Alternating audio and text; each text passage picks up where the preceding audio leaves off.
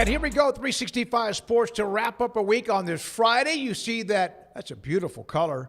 At the bottom, it's black, and in the middle, of course, white. Is it red too? So we got red. We did try to close to red, white, and blue. So yes, that's part of it, but also Craig had suggested when we did the new studio that we have LEDs that can match what we were doing. So earlier today, you and I talked to Lance Leipold. Yep. People will see that on the show. So I thought, in the spirit of Craig's idea, that I would light up the behind us blue and in front of us red. Yeah, looks good. Because of KU. And, of course, we're super patriotic because we won a couple of golds yesterday, and we're hopefully on our way to another one. Hockey's at the end of the first period, up 2-0 on Slovakia. Yeah, they are. And so they're trying to win the gold as well. Craig Smoak in the hat. I'm David Smoak, and Paul Catalina with the red Yeti mug to the left of his laptop. Now, news that came down recently, yet another one of these eligibility hearings, and you just never know where they're going to go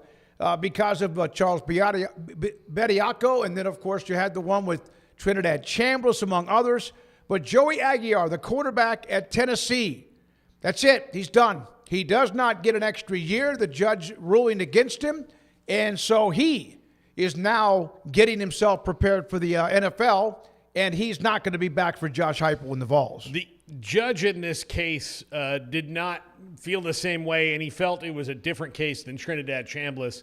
He didn't feel, I think, that the NCAA had done anything wrong by Joey Aguilar, as where the judge in the Ole Miss case had myriad thoughts of all the ways the NCAA had wronged Trinidad Chambliss. So Joey Aguilar has already been invited to the NFL Combine pending the results of this. So he will not be the quarterback at Tennessee next year, and they're going to have a battle in camp now, which they were praying that they wouldn't have to do. But, they were the team that got kind of left out in the musical chairs of the quarterback transfer portal.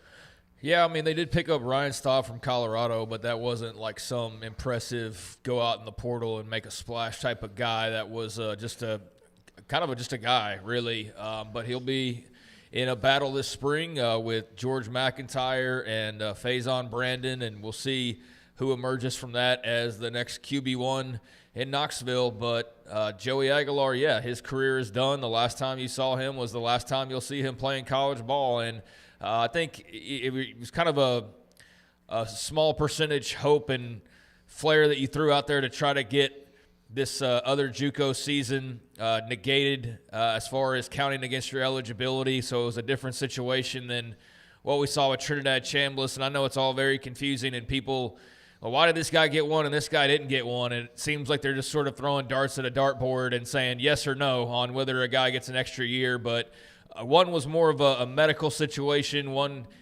in Joey Aguilar's case, was more of a does JUCO count situation. So, they said, nope, you're not going to get this next year. So, they move on, and he moves on. And I don't think that we'll see him fighting this because it's kind of clear-cut on what and how and why they decided the way that they did.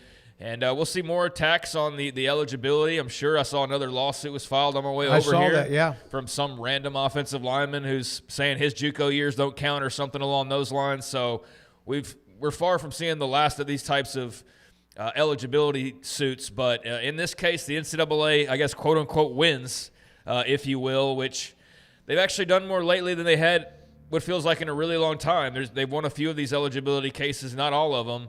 But this is another one that you can sort into that column. So I guess it depends on what side of the fence you sit on, whether you're celebrating this or not. As somebody who you could strip away the name of the player, strip away the name of the school, I'd feel the same way. JUCO should count. I think that's still college football, but I can understand the argument. I'd expect more people to try to attack this just in various other states to varying success most likely. Yeah, this is interesting because he was at two junior colleges. One of them, City College of San Francisco, he redshirted, and the next year it was COVID. Then he transferred to Diablo Valley. He was named the starting quarterback there. And then, of course, he was at Appalachian State and then at Tennessee most recently, including the year he played last year. Put up well over 3,000 yards. So Tennessee and quarterback Joey Aguilar will not be back for another year. And I honestly, when they gave extra year or two because you were in junior college, all of that, it just seemed like sometimes it just depends on how somebody looks at it, but it all does seem to be a little bit haphazard in the rulings. But I hate it for Joey if you wanted to play another year and then again maybe good for the NCAA for a change. Who was it yesterday? Matt Brown telling us they win a hell of a lot more of these eligibility suits than we see. We usually hear about the ones that they lose. Yeah, I mean, I think I kind of touched on that a second ago. Yeah, they've won some of these here lately, and I think they'll probably continue to win some. I mean, the eligibility, I think when you start to affect that, that's when people start to go, wait a second here. Now what are we doing? Like now these years don't count and these years don't count. Like what is this? And I mean, I don't know if we sat down and really had a conversation, should JUCO count or not? I mean, at this point, maybe I have a different feeling, but back when he was playing JUCO ball, like, yeah, it absolutely counted. And so I think this is the right choice, and I think it was just a flyer on the part of Aguilar and his representatives of, well, hell, look at how it's getting attacked from all over. Like, maybe we can get another year, and he sure as hell is going to have better opportunities in college football to make that money and play than he would in the NFL as a rookie. So I don't blame him for trying or his people for trying because, hey, 50-50 that you win this thing, but they didn't, and, kudos to him for not going, well, we're going to fight this, and we're going to sit here and – no, he's like, all right, I'll be at the Combine next week, was basically the message. So, he'll move on, and good luck to him. And he had a great long college career, and somewhat unfortunate if you're a Tennessee fan he couldn't finish out. But I think they're excited about Faison Brandon and just seeing some of these other guys that could be in the mix. McIntyre, it's a new era now that they can officially turn the page towards, and I think there's some exciting young guys in that room that the Vols will have plenty to talk about this spring and all offseason. So Kurt Cignetti, Indiana won the national title, 2 unbelievable years, dream years. The first one was a dream year with Indiana. It didn't end the way they wanted, but the second one we know what happened at 16 or whatever it was and and won the national title. He is getting paid. He's getting $13+ million. Listen, he did the unthinkable at Indiana, $13+ million. I can't argue with this. Next coach will be $14 million. I cannot argue with Kirk Cignetti getting whatever Indiana wanted to pay him and whatever he and his agent were asking for too. Well, he's what, 29-2 as the coach there, or 28-2, something like that, as the coach. 27-2. 27-2. Thanks, Craig. 27-2 as the coach in 2 years is a nice little run to start off, and he's made it clear he's not intending to go anywhere, but Indiana still has to keep him happy and pay him as one of the top, if not the top coach in the game. And look, they've got the money. There's a whole bunch of Mark Cuban's, getting into the program now a little bit more than he had in the past. And so all of that's coming in. And so good for Kurt Cignetti. And, I truly believe that this will be when he says this will be my last job, it's going to be his last job. He's 62 or 3 years old now. So, yeah, write it out, make as much money as you can, and get some generational wealth for that family. He's 64, so that's where he is, approaching mid-60s now at this point. So, yeah, not likely that he would hop around too much. But this contract, we knew when he had the video come out that he was going to be extended amidst all the rumors about Michigan and Penn State and all these other jobs that were opening up. And I think what ended up happening here was they went off and they won a national championship while they were in the midst of this deal. And so all these bonuses and accelerators kick in that maybe you weren't originally planning for, because when you agreed to it, you didn't realize, as good as you thought they might be, that he'd go and do like the top level of bonus that you could possibly do. And I don't know if a Heisman winner was in his contract as well, but win the Big Ten, win the national title, win the Heisman Trophy, literally do every single thing you can that's of note and of top level substance in this college football world. I think it would have been interesting to see that if they had finished like second in the Big Ten and runner-up in the country or something like that. I don't know if that would have kicked all the way up to 13, but certainly doing all of those things just bumped this thing up further and further to the point where, you're now right there alongside Kirby Smart as one of the top paid coaches in college football. And given what you just accomplished, deservedly so. I don't think anybody would argue against this. I think the only negative you would hear is just the amount of money and okay, now we're at the point of $13 million head coaches, or we're getting more guys that are in that ballpark. Where does that go now next? And, yeah, we're not far away from $20 million head coaches probably in college football. Again, when we hear someone fill-in-the-blank school complain about money and these things and those other things, they're all doing it to themselves. They're the ones that keep signing the bigger and bigger contracts and agreeing to them. So, yeah, we just burst right past the $10 million coach. Now we're approaching 15. Pretty soon we'll be at 20, and we'll still have people bitching about how they don't have enough money, and we'll go, I don't know why. But, yeah, this on top of rev share, but I don't think Indiana's sweating it because I think they've got more money than they probably ever sat on in their entire existence, given the fever to want to be a part of what they've just done and to keep it going moving forward. So, I'm sure money is not hard to come by for them right now, and there's a lot of it floating around Bloomington. I don't know if you guys said, so I had to respond to somebody. 3 coaches at $13+ million, right? Mm-hmm.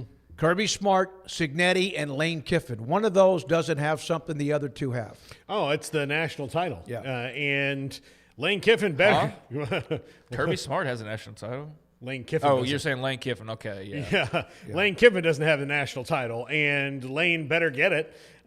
He for all the drama he brings and will bring to LSU, it's only worth it in money, and there's going to be some headache too with him if he wins a national title. Look, they have the male Kim Mulkey as their football coach now. They're the same kind of personality. And you mean narcissist? Yeah, and Mulkey is only worth the pain because she wins at a ridiculous clip, and she wins natties. So that's what she has to do. If Lane Kiffin comes in and doesn't win titles, then I think there's going to be a ton of people that think we're wasting our time on this completely. Yeah, they won't be very patient. Now, I don't care because they obviously have all the money to buy people out or fire them and then pay it or whatever.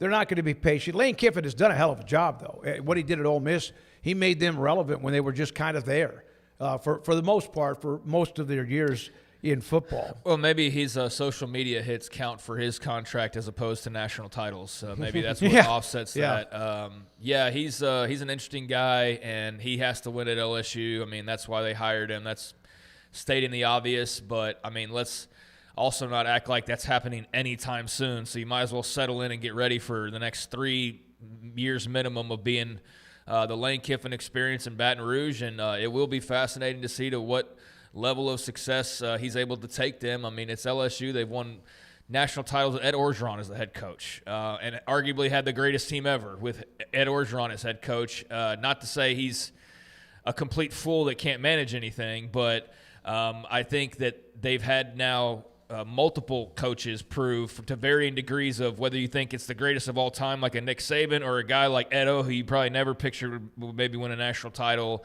And then in between, you've had just so much other success and so many individuals. And so, I mean, it's LSU, man. It's like the top brand out there, arguably. So, yeah, there's no excuses for him, for them. There's no shortage of funds. There's no shortage in recruiting. There's none of that. So, yeah, there's no reason why LSU should not win a national title with Lane Kiffin as head coach if Lane Kiffin is who he's supposed to be in the eyes of so many. So, yeah, it's going to be a really interesting ride. And if he goes and wins a national title as they expect him to, then, I mean, he will be able to talk the talk and have walked the walk. If he doesn't, then he's going to be a guy who I wonder how we look back on him as a really good coach, but somebody who ran his mouth a lot more than he actually accomplished, potentially. So, go ahead. I'm sorry. But because the guys who did go a long time without winning national titles, they weren't known for that. Bobby Bowden, Tom Osborne, those guys, they had to wait a long time before they did and won multiple.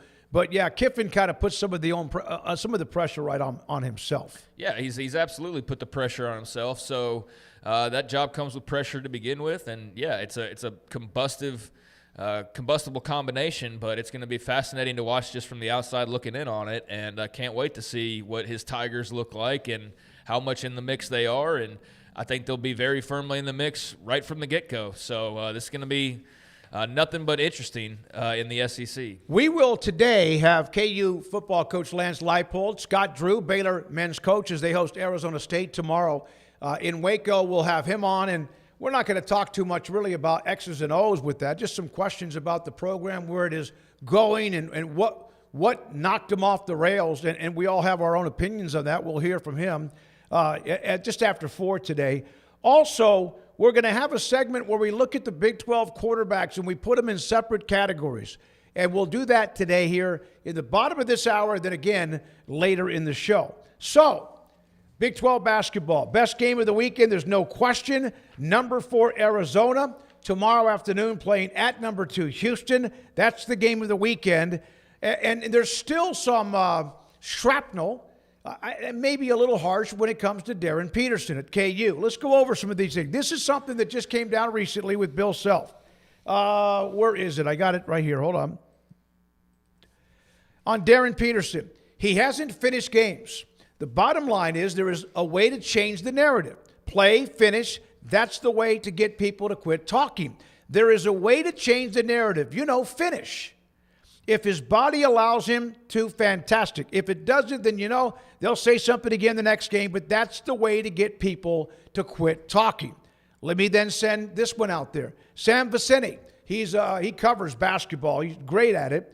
The thing about the biggest Darren Peterson issue that he has is that Kansas and or representation are not doing him favors by not having him do more consistent front-facing press. The mystery is eclipsing the talent right now. That should take at least some of the mystery out of it.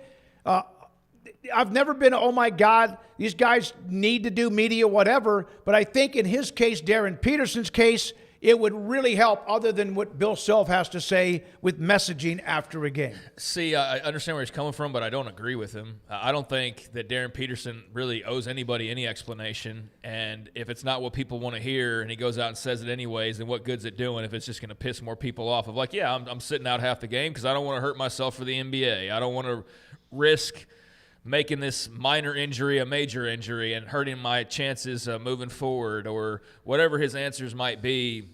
I mean, yeah, would we all selfishly like to hear him just come clean on whatever it is?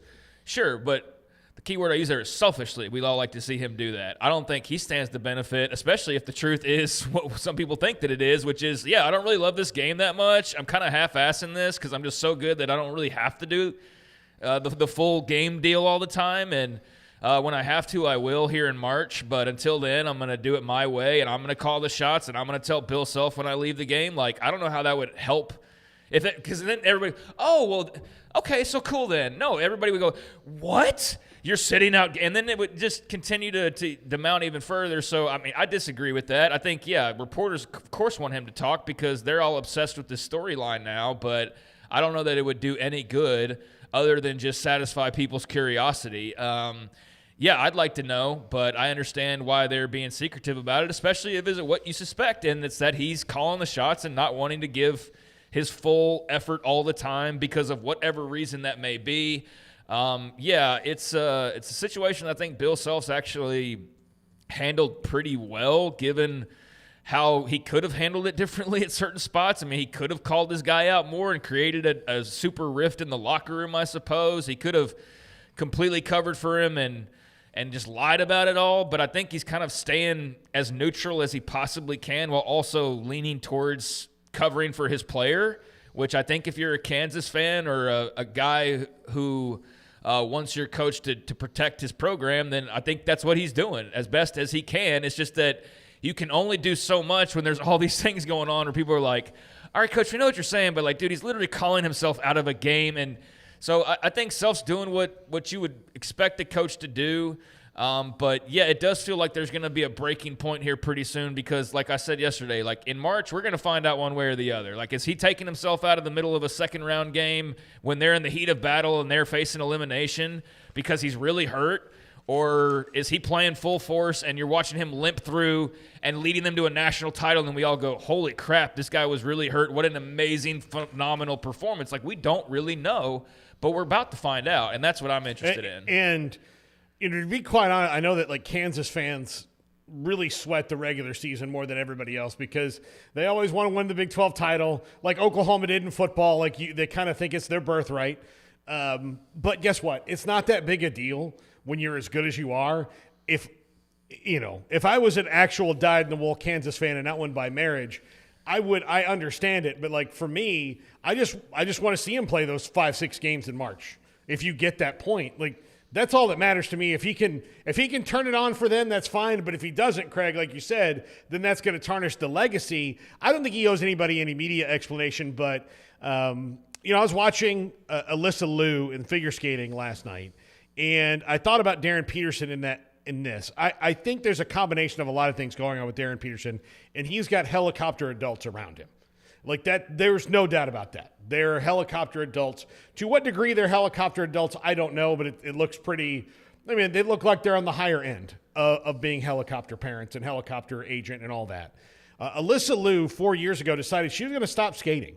She was going to stop because she wasn't happy. It wasn't bringing her joy. She took some time off and then realized what she missed about it and came back and did what she wanted to do. And I would encourage anyone who has a super elite athlete like that to let them find themselves and not treat them like a gravy train.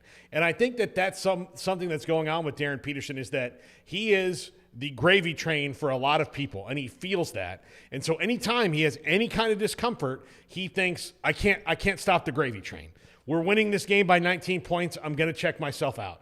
I'm going to do that. I'm not feeling well. I'm not going to push it. And that's where he is. Do you think his checking out is more physical, which we wouldn't know, we're not him, or a mental almost habit? I think he's got a lot of pressure on him from a lot of places. I think he's trying to stay healthy for the NBA, man. That's all. I don't think he really cares about until he gets to the NBA. Yeah, and whatever, yes, yeah, and I agree. Like, he is focusing on the NBA right now, and he is too young, and the people around him don't know enough to know that, like, you're only going to be great at things if you live in the moment and not live in the future or the past. And so if he starts living in the moment, it'll be fine. It's just a hard thing for anybody to do. And, yeah, I don't think he owes anybody anything of more front-facing things. And Kansas last year had terrible team chemistry problems. If you remember Bill Self's press conferences, I thought this road trip was going to bring us together. I decided to change things up, and it actually made it worse. They had a lot of guys on the team last year who just didn't really care for each other. Yeah, their chemistry, camaraderie, or whatever was off. And here's the thing.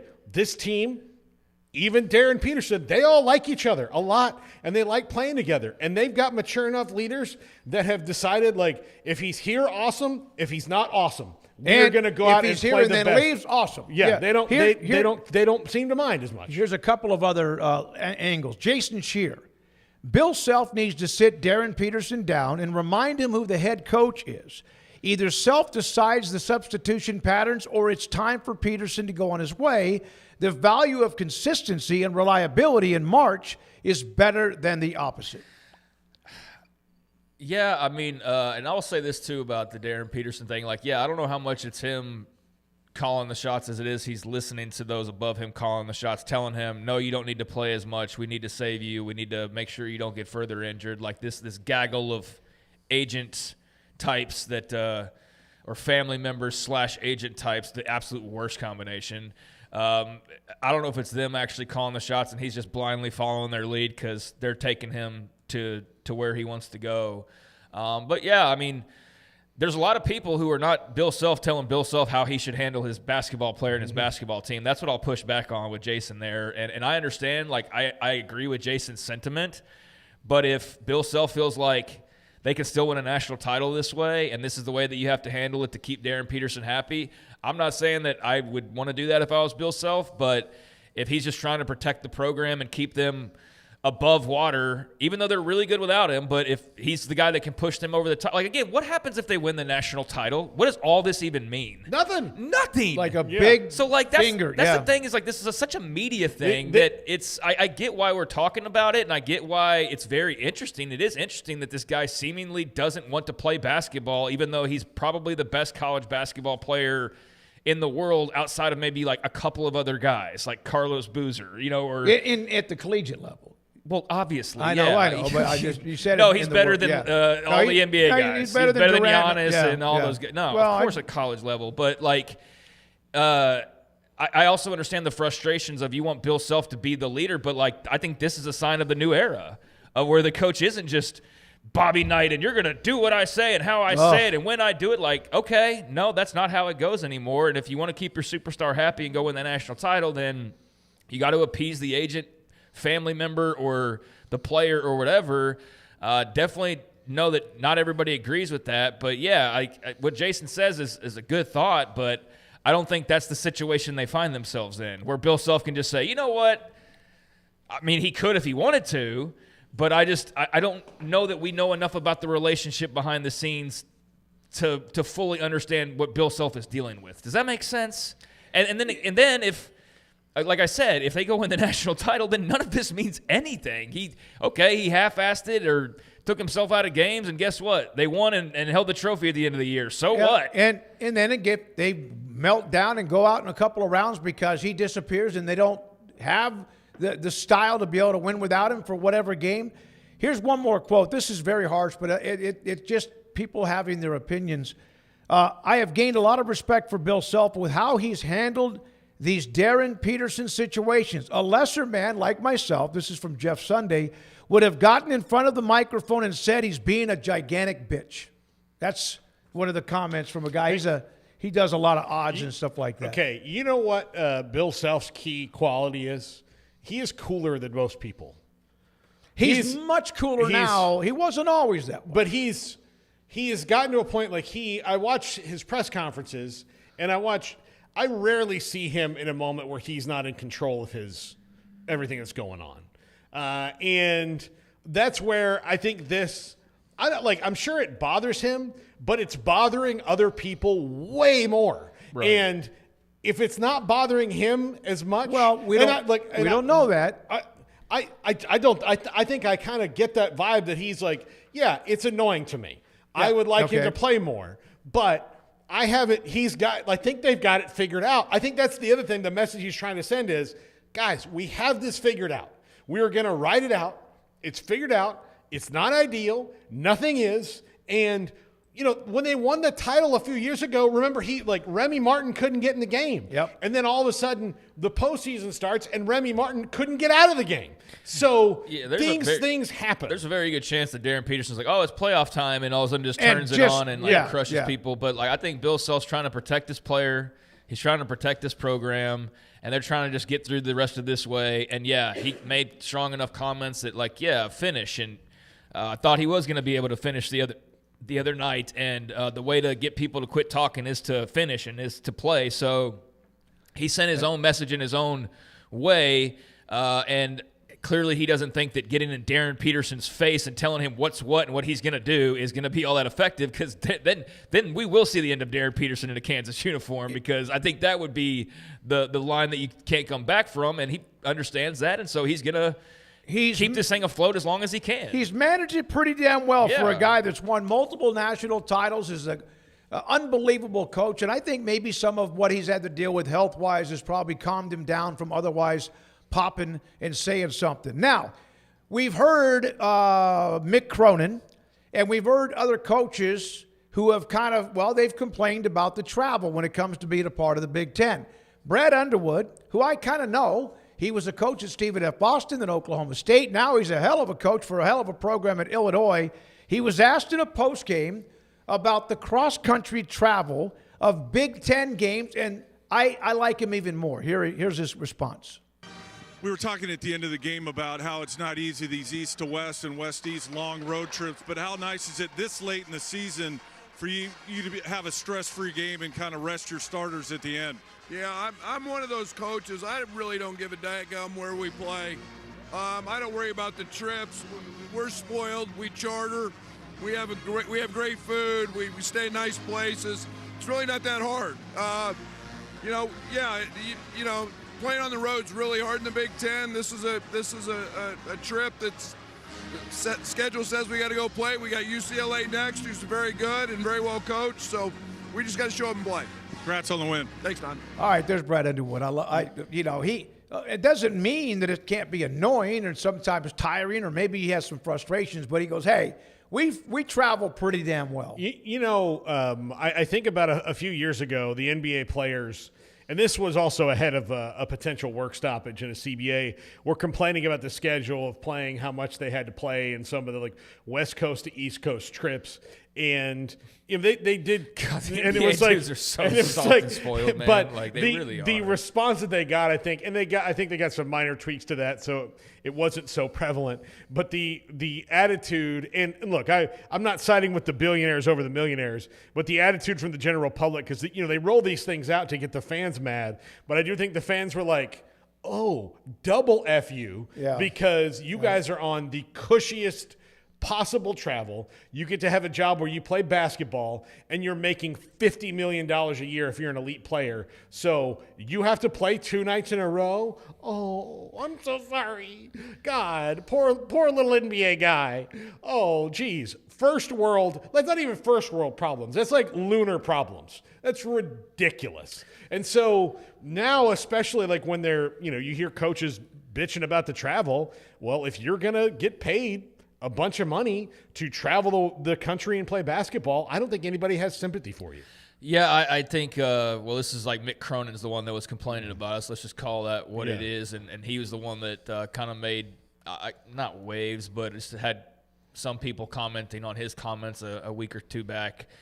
He's not the only one that's complained about it, though, but it is what you signed up for. So if you decided to be the head coach at UCLA or Arizona or whatever, and now you're having to go cross country in your charter plane, well, buddy, that's what you chose to do. It's like taking a job and be like, you knew that you're gonna have to go to conventions every other month, but you're complaining about the convention. Like, I can't believe it. Look, you knew that when you signed up for it, right? So I don't feel too much. I don't feel too sorry for you, especially when it's not like you're some just average Joe having to go do this obligation. You are a millionaire paid head coach with, in some cases, probably a millionaire player or two, and everything's private, and you're not sitting there in the baggage claim, and you're not sitting there, waiting in the security with the same way as everybody else. Like, you've got it pretty good, all things considered, and I don't think this is a time in America where you really need to be bitching about your poor chartered flight that you're having to take cross country to go play your basketball game, right? I just don't think people want to hear that right now. So kudos to Brad Underwood for calling it. Like, I feel like he summarized it perfectly. Like, yeah, it's not ideal. It's not the most fun thing in the world, but in the long run, it's not that big of a deal either. Like, oh God, they're making us travel again. Like, yeah, that's part of the sport. And so I'm glad that he just said it as truthfully as you could. Like, yeah, it's really not that big of a deal. We're treated pretty damn well. Yeah, and they're used to it because of recruiting. You're going to jump on planes, be at a hotel, watch 3 or 4 days of tournaments, and it's part of the deal. I just appreciated him saying it the way he did. We need to take a break. Yeah, I'll tell you this. Even if a team that I hated, if Texas, Florida, Miami called and said, Paul, we'd like to take you on a charter trip on one of our basketball or football trips, I'd be like, you know what? Let's go. Yep. Absolutely. Smokey and I got to do a return leg back from a bowl game, which wasn't even the best leg of it, and it was the best flight I've ever been on in my life. Yeah, I went up to Ames. I told you this story, and you have your luggage. They take it to the plane. You don't have to go. It's you know what? It's as smooth as it could be. They didn't tell me to put my phone in airplane mode. It was these things. Got all you wanted. Yeah. When we come back, we're going to look at the Big 12 quarterbacks over a couple of different segments and look at categories of where they fit. Heisman Trophy contender, great, good, average, or to be determined. We'll look at the 16 Big 12 teams. We'll do as many as we can up until around 4 or so, and then we'll do it again later in the show. Scott Drew will join us in the 4 o'clock hour. Lance Leipold joins us as well, Kansas football coach, and this is 365 Sports. Petty Clinic, lowt.com. Dr. Kent Petty can help you become the high-performance man that you want to be, need to be, and used to be. Most of the attention when you hear about low T, low testosterone level, is about sex drive or performance. It can be much more than that. That can be traumatic, but it's also about your energy, your sleep habits, and even maybe if you're active and you have a pretty damn good diet, you got a little more around the belly or around the waistline than you're used to, and you don't know where that came from. That could be your low T causing that problem. 1 out of every 3 to 4 men have symptomatic issues of low testosterone. Dr. Petty can help you out. Set up an appointment. Contact him at pettycliniclowt.com. As my go-to guy, can you fix my smartphone? Yes. Do you have car batteries? Yeah. What about golf cart batteries? Of course. Battery from a G-Fob? Absolutely. My boat? Huge variety. Toy boat? Sure. Motorcycles? You bet. My apartment building? Whole building. Do you have batteries for my party lights? Yeah. Batteries Plus, the experts in charge. It's time to compete against yourself, finding too many excuses not to work out combined with bad eating habits, and Waco Regional Tennis and Fitness can help reach inside your competitive soul. Discipline, getting results you've only dreamed about, personal training, group exercise classes, and even a tanning bed, world-class tennis facility, and pickleball courts and lessons available. Waco Regional Tennis and Fitness, spacious, clean workout rooms, free weights, state-of-the-art technology, weight training equipment, and no intimidation. It's time for you to react today, not tomorrow, at Waco Regional Tennis and Fitness on Lakeshore Drive in Waco.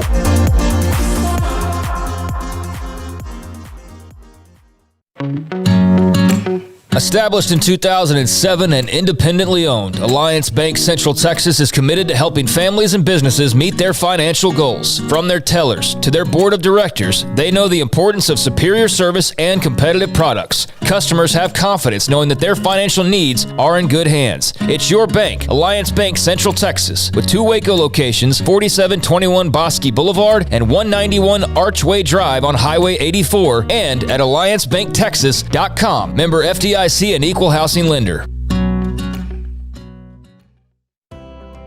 When you play hard, sometimes you fall hard. Sports injuries require special treatment. At Southwest Sports Medicine and Orthopedics, our team of expert doctors provides athletes and active adults with comprehensive sports medicine care, diagnostics. Whether you're in high school, college, or beyond, we'll help you get back on the field. Call on the team physicians for Baylor Athletics. Call Southwest Sports Medicine and Orthopedics.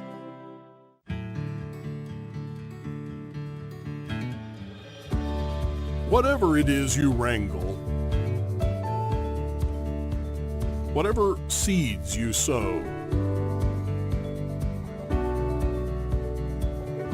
no matter what you nurture or what you choose to grow, at Texas Farm Bureau Insurance, we're proud to protect all Texans. You got batteries for my side-by-side? Yes. Replace my flashlight? Sure thing. What about my business? Ooh, good one. 100%. Batteries for my fleet of trucks? Gas floor scrubbers? Yes, and fire panels. We have pallets of batteries. Well, what about... As your go-to guy, if it needs a battery, we have it. Well, that's all you had to say. Could have led with that. Batteries Plus, the experts in charge. This is 365 Sports. Yes, it is. If you're in the chat room, please hit the like button if you have. Thank you. If you have not subscribed to our channel, we would appreciate you doing that if you can. And if you have, then spread the word if you don't mind. Now, do we have the categories first, Brandon? What I saw this here. Okay, these are the names of projected starting quarterbacks in the Big 12. There's the first page, and then there's another page too. We're going to go down the list. Let's go back to the first page. And there's, again, competition in some of these. But we're going to go from Arizona, Noah Fafita, and we'll go as far as we can with discussion among Craig and Paul and me, and also your thoughts in the chat room. Of these categories, Noah Fafita, Heisman Trophy contender, great, good, average, to be determined. I'll say good. I think he's been good every year. I think his ceiling is great. I don't think he's a Heisman Trophy contender. First thing I need to ask is, what's the difference between great and Heisman Trophy? Well, it's a good question. You know, I'm trying to do this discussion, and this is why I'm not the smartest person in the room. It's a great question. To me, Heisman Trophy means you're great and you're going to be a part of that. Because great players, not all great players are invited to New York City. No, that's true. Yeah, I just wanted to clarify there because great is pretty good. So, yeah, I guess elite and then great is kind of how I guess you could sort of view that. So, Noah Fafita, I think he has the potential here to – I think his top level would be great. I'll go ahead and put him in the good. But I think he can be great. I don't think he's approaching Heisman Trophy level, but I think if all the pieces fall together that he could have like an incredible final season at Arizona. So does that fit what we're trying to do here? Yeah. So where would you put him? What would you say? You said what, Paul? I said good with a great ceiling. I mean, that's how I feel. I think he's good with a great ceiling. Yeah, I think that's where I would have him exactly as well. I do too. I do too. He's not average. He's not average. He's very, very good. And Arizona, of course, then would have to be fantastic. They'd have to win 9, 10 plus games and maybe more. We don't know about whatever anyone does if they even get to the playoff, because that's not even underway when they announced the Heisman Trophy winner in the first weekend or two in December. So, Noah Fifita, I think it's consensus, good with a ceiling of great.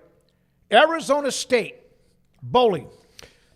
I think he'll be good. I think all of Kenny Dillingham's quarterbacks are good. I think he has a long-term ceiling that's higher, but I'm going to stick with good right now, because they've got pretty much a whole new offense, not only with him at quarterback, but all the way around him. So I think he'll be good, because I think Kenny Dillingham makes all his quarterbacks good. Yes, and this is where we get into the minutia of this. Is he in the same category as Noah Fifita? So now we got to differentiate a little bit, because that's what we're doing. Yeah. I think maybe but you say that, but then we're saying they're both good. Like, what's the let's say what I think they are and what the ceiling is. So I think he's a good with a good ceiling, because I don't think he's going to put up ridiculous numbers, but I think he'll be very good for them, and I think that's the ceiling. Yeah, if we're doing just ceiling, then he could go a little bit higher, but I'll say he's in the good category, and I would have to have Noah Fifita a place above him. So I guess we're putting Noah Fifita in the great. Let's just go what our ceiling is then. That's the easiest way to do this, because otherwise we're doing these subcategories and shit. Yep. So Noah Fifita's Noah Fifita's great, potentially Cutter Boley good. All right, I say good. DJ Lagway. That one's tough. I think he could be great. This is where it's hard, because of, again, what Fifita's actually done, right, versus what some guys could be.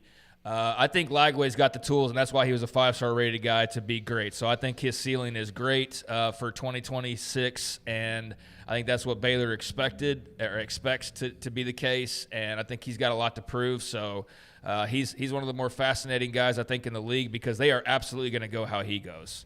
There's no question about it. Other things are going to matter with that football team, but he's the engine in that thing, and so I will say a great ceiling for DJ Lagway.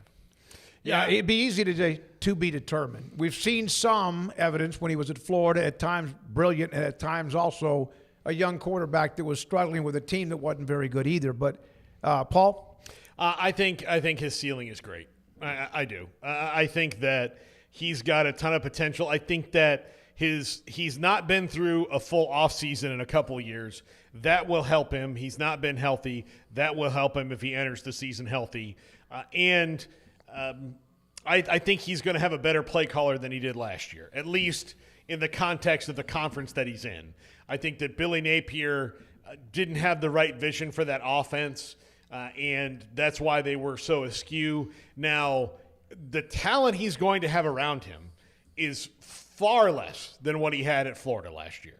There's no Jaden Ball back there. Right. There's no Dallas Wilson. There's none of that that he has. He's got good players around him, I think, but I don't think he does not have the kind of athletic ceiling around him, so we'll see. So however those guys go, that will help DJ Lagway, but I do think he has the potential to be great. He has got to get better with the touchdown-interception ratio. 28 touchdowns and 23 picks. Yeah, he's a guy who has a lot to prove. That's why this is hard kind of with the categories, because I know there's an Arizona State fan out there going well, why is DJ Lagway getting great and Cutter Boley's getting good, and he's got Kenny Dillingham coaching him, and he's got this guy and that guy around him. So yeah, that's why it's kind of hard to split through. But I think DJ Lagway was rated highly coming out of high school for a reason. I think the skills are still there, but I think health and somewhat coaching and things around him played some role in him not being as good as maybe he could be. But yeah, I think the ceiling is still very high for him, certainly. But man, there are a lot of big question marks around that team next year. I think that this will be interesting with Jake Spavital, who's had success with quarterbacks, and what he can do for DJ. And one of the things that I remember out of everything he told us last week when we interviewed him was how healthy he is and how free and clear he is with not being beaten up, that he's able to be able to go into spring and be healthy throughout it. You wonder about that, plus the change of scenery and also being near home. That doesn't mean it all develops into he's going to, be in the Heisman. I'm not saying that at all, but I got a feeling he's going to have a hell of a year, but there are some issues about who's around him as well. I'll say good with a ceiling of great, but that also depends on who else he'll be playing with. That's what I'll say. So we're sorting. Are we going by ceiling, right? Yeah. Yeah. So, okay, so you're putting him in the great category. I think DJ Lagway has a chance to be a hell of a story, and I do think that way. The only thing that keeps me from saying great, I'm going to say good. He has the ability to be that way. I still don't know about the weapons around him. Now, the Miller from Colorado's a hell of a player. You've got the Florida wide receiver. Let's see how those guys mesh together. All right, Bear Bachmeier, BYU. Great. Yeah, I'd put him in the great category. I can see where some BYU fans or some other pundits would say that he's a Heisman contender next year. I think that he certainly will have the opportunity and no shortage of opportunities to be able to prove that. I'm not quite ready to go there with him yet, although he's a very dynamic and fun player.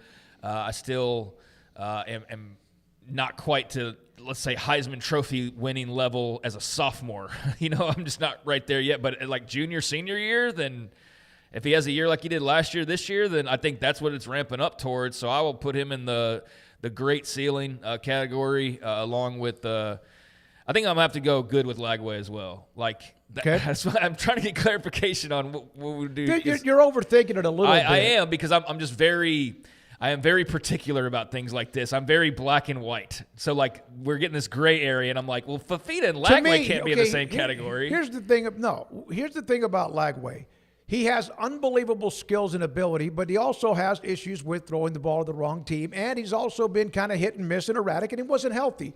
So it's hard for me to say great based on potential with who he is right now. No, so I'm putting Lagway in the good category. So now we're officially 2 out of 3. We'll move him to good and have him there. I will put Bachmeier in the great category. But I think that he had a really good season, and there's no reason to believe that can't continue. Even with Parker Kingston being dismissed, I still think that while that's going to be a bit of a bugaboo for them, the receiver position, their running game should be really nasty with him and L.J. Martin and company. So, yeah, I would put him in the great ceiling, which 4 teams into it. Just to make it clear, we got Fafita and Bachmeier in the great. We've got Boley and Lagway in the good. Yeah. Okay. Yeah. I didn't watch Boley much. I know Kentucky wasn't very good last year, so I didn't get to watch him very much, but that sounds good to me. J.C. French the fourth. Yeah, what did you do? To expand on Bachmeier, I just think that another year from what we've seen, if they continue that development, and I don't see any reason why he shouldn't, he'll be fantastic. At Georgia Southern, he was really good, put up nearly 6,000 yards, especially the last couple of years. He didn't play much his first year. He was a freshman. 37 touchdowns to 19, playing at Georgia Southern, who has had it's one of those teams that every once in a while reaches up and bites somebody. Not James Madison, but they were back in the day.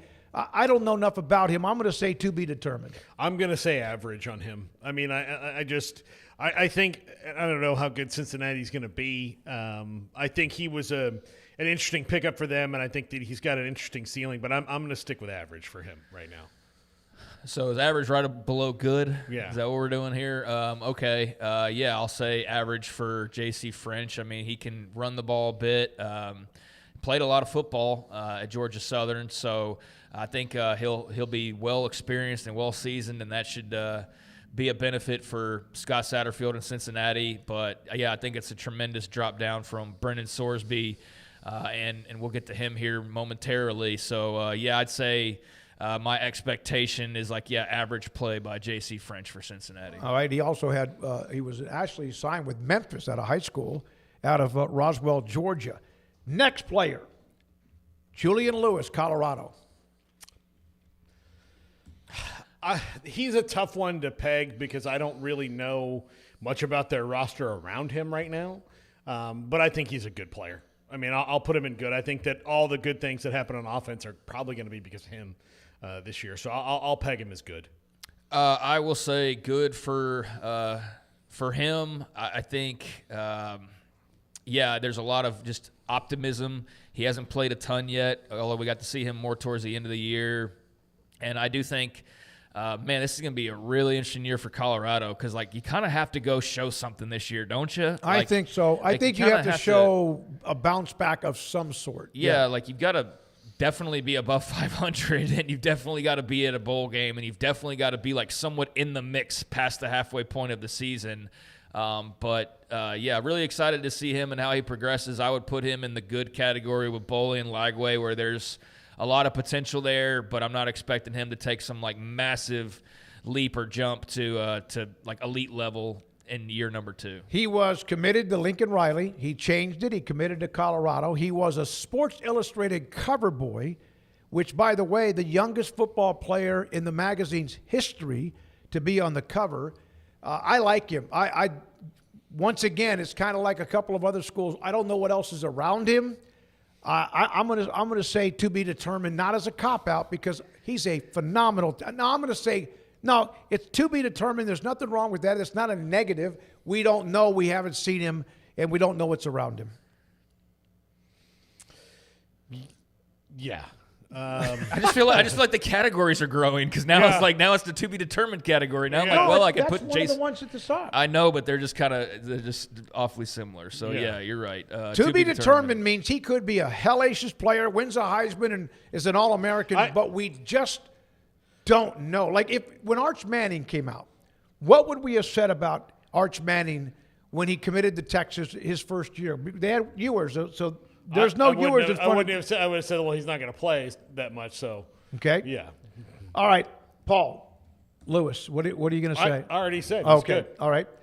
Connor Wigman had a hell of a year at Houston, formerly at A&M. Boy, they got momentum with Willie Fritz.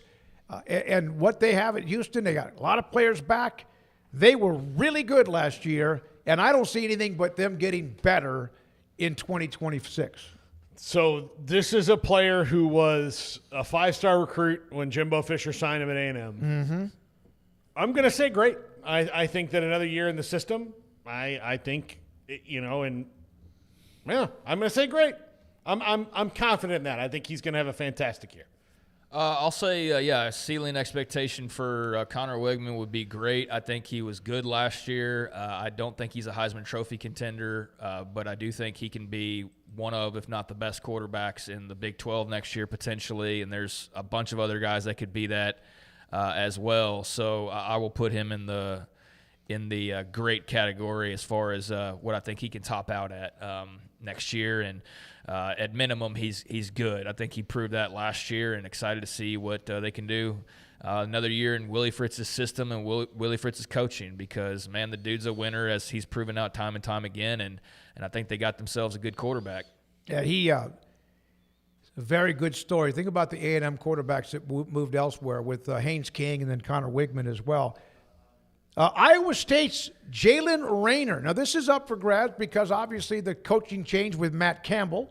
So I don't know much about him. I looked at every player as we were putting this together, talked to a few people who are analysts of the schools that they cover.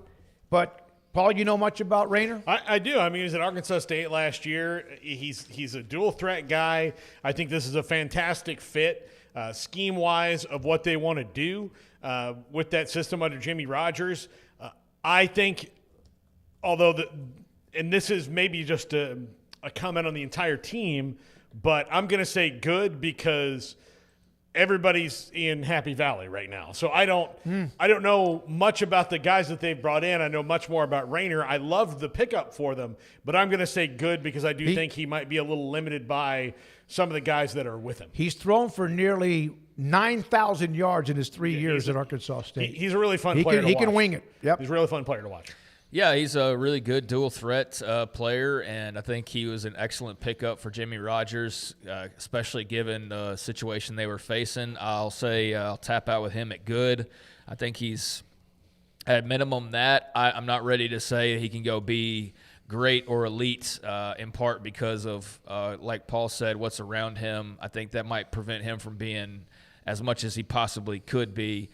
So yeah, I say good for Jalen Rayner, which would put him with a lot of the other question mark type of new guys like Cutter Boley and DJ Lagway. And for me, Julian Lewis, although I guess TBD is one I could have used as well. But, yeah, Rayner I'll have in the good category. So we have Lance Leipold joining us later in the show, and we did ask him about the quarterback play and the competition with Jalen Daniels gone, among other things, too. We'll have that later on. Cole Ballard, a redshirt junior, and Isaiah Marshall, who was brought in as well, competition for the quarterback position at KU. This is going to be TBD because it's a battle. So this is the first one I'm going to throw TBD in there. And Chase Jenkins is a transfer from Rice who's a part of the mix too. Yeah, but I think I'm going to just say TBD here because we don't know who the starter is going to be. So that's the best part of the best use of TBD category to me. Yeah, I mean, I'll do TBD here. With this no starter named, I think that Chase Jenkins is a good little pickup from Rice, but he is not a fully fledged quarterback. He is a very much more so a runner and not much of a thrower at all. So I don't know how in the mix he'll be when all is said and done, but does give them a nice dynamic option to use occasionally in the backfield and use in some different ways. I think he's a good athlete. So. Yeah, with any of those three guys that you mentioned, I mean, there's just a lot of uncertainty. So I'll say TBD, and even if you named one of them, like the most I would go would be average there. Okay. I don't think any of those guys are going to be like good to elite. At least I have no reason to believe that right now. Ballard was the backup to Jalen Daniels the last 3 years. Here's one thing that makes it interesting that this guy could have a pretty good upside. That doesn't mean he will, but the son of Indianapolis Colts general manager Chris Ballard. So he has some of that in his system from being around what his father does, being around football for as long as he's been. Yeah, I mean, we saw a lot of him. He played a lot. But, yeah, I'm not ready to put him into the good, great, elite category by any means. I don't know. I haven't delved into the KU quarterback competition to see what all is being said. I'll do that in, the coming days and weeks. But, yeah, I think Ballard, if he won the job, it would not be much of a surprise. And I think I would tap out with him still at average at best. If he's the guy, we can revisit that whenever they make that announcement, I guess. Avery Johnson, Kansas State. We talked about him a lot yesterday. Yeah, we did. And here's what I think. I think he's going to be playing pretty free and easy with Colin Klein. I think that last year was, as we documented yesterday, with Coach Kleiman not being at 100% Coach Kleiman, and with his family situation, with the curse of the leprechaun, a very, very, very real thing that has happened to almost every team that's gone over to Ireland. And I will keep saying that until the rest of the world believes me. All of that happened, Dylan Edwards, all these different things. I think he's going to be playing with maybe a different kind of spring in his step this year, with an offense that'll be a little bit more opened up to him, with the coach that for his first 2 years of playing was the guy that found the most out of his athleticism. So I'm going to say great for Avery Johnson. I'm torn on great or elite because I think that he could potentially be elite. His last year, Colin Klein coaching him, I just wonder about the players around him and whether that would allow him to be elite or not. But I think he has an elite ceiling. So I'm going to say that if there are a couple guys in this league that can maybe go win a Heisman Trophy, I don't think Avery Johnson's going to win it. I don't think he will be in New York. But I think if all things were to fall the right way, is he a player capable of being in that discussion? I think that I would say yes, he is the type of player that could be in that discussion.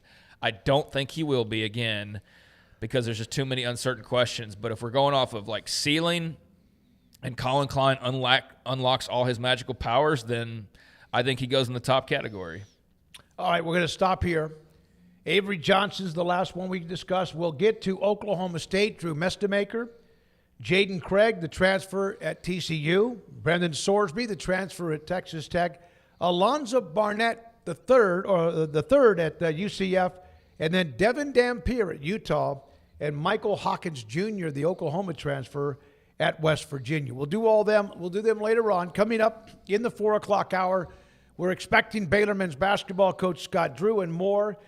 Brandon Rowe is running the mothership. Logan Begesi, Garrett Ross, Andrew Valade, and this is 365 Sports. Alan Samuels, Dodge, Chrysler, Jeep, Ram, Fiat. Got some new information from Alan Samuels and Ted Teague. So much to get to, including their lot is packed. Pre-owned cars. We usually discuss all the Jeep and the SUVs and, of course, the Grand Cherokee, the Wagoneer, and more. They are spectacular SUVs. The Ram trucks, any of them. I mentioned, in fact, last week when I had to get my car maintenance, the annual maintenance, I called Ted Teague and I said, I'm turning my car in for a day. He let me drive a Jeep Wrangler.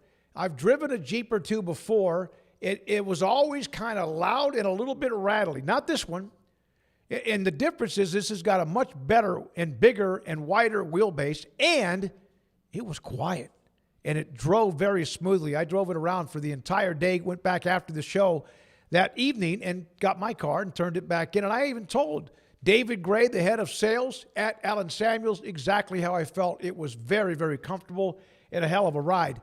They have pre-owned cars on the lot. That's what I bought back in 2020 when my Tahoe eventually, after 467,000 miles, said, I'm done. So that's what I bought. It has been the car I've driven ever since. And they have a fantastic lot of pre-owned, too. Alan Samuels with Ted Teague, the general manager and CEO. David Gray runs the entire sales department. And people there wanting you to come by, test drive, and then look at the possibility of buying for you to have a new vehicle on Loop 340, east of 84 in Waco. I pitched in the major leagues for 24 years. And let me tell you, I can feel it in my joints. Shoulders, elbows, and knees. Trust me, pain doesn't retire when you do.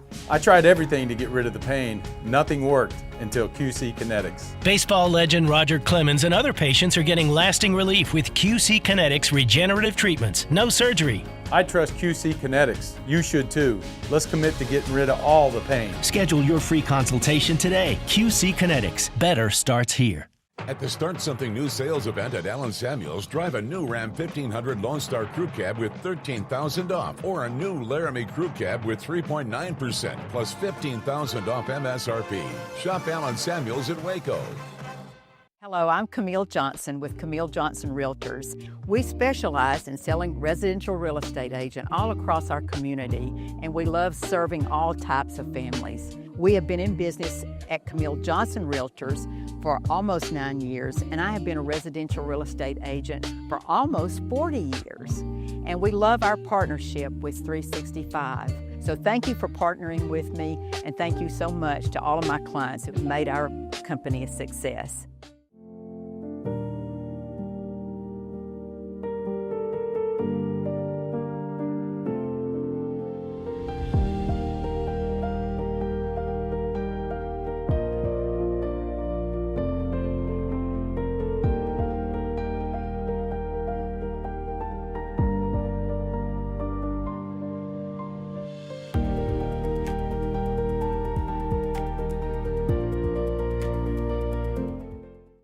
Serving Central Texas since 1889, TFNB Your Bank for Life takes pride in being more than a bank.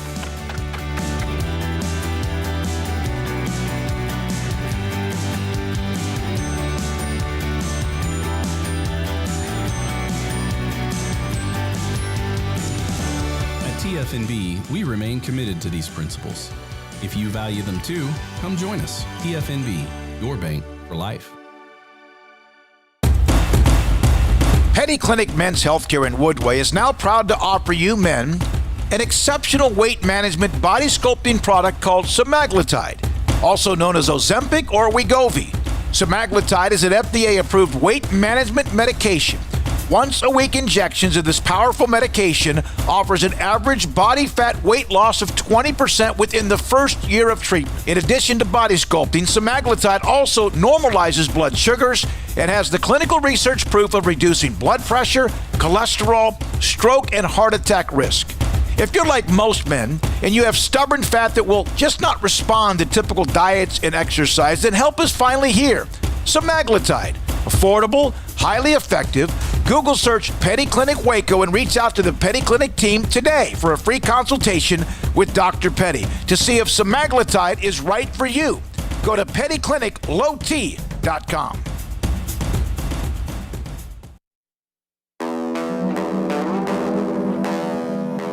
This is 365 Sports.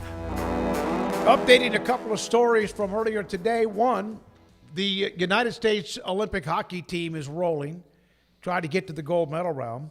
Kirk Cignetti is now one of 3 coaches in college football to have a $13 million plus a year salary. Kirby Smart, Lane Kiffin, and Kirk Cignetti. And Joey Aguilar, the quarterback at Tennessee, will not be the quarterback at Tennessee any longer or anywhere in college football because he lost his a lawsuit to get an extra year. And so that story is over.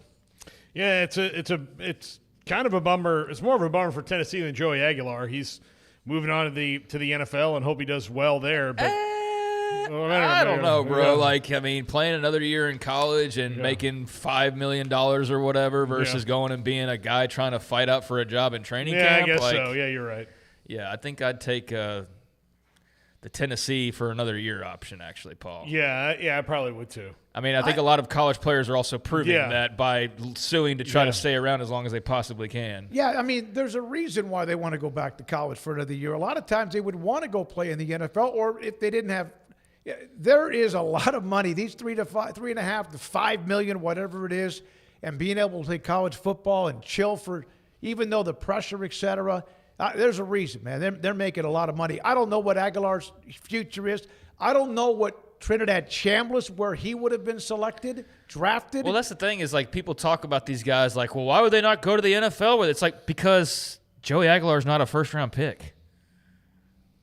Neither's Trinidad Chambliss. Like, and then, the draft this year sucks. It's like, which means there won't be a lot of quarterbacks taken. And that doesn't mean that they were all just going to bump up and now all of a sudden the Raiders probably would. They're dumbasses, but like the Rams are going to go. They've looked into the fact they have the number 1 pick, so they don't have to. They're going to get the best quarterback. They wouldn't take Joey Aguilar at 11 like they probably would otherwise, right? Or Trinidad Chambliss or something. So like those guys aren't guaranteed surefire first-round picks. So that's even more reason why you wouldn't fall on the sword of get me out of college as fast as I can. Like, dude, you're the guaranteed starter at a big-time school with millions of dollars guaranteed and sold-out crowds and big monster games and all these different things versus you may make the team in the NFL.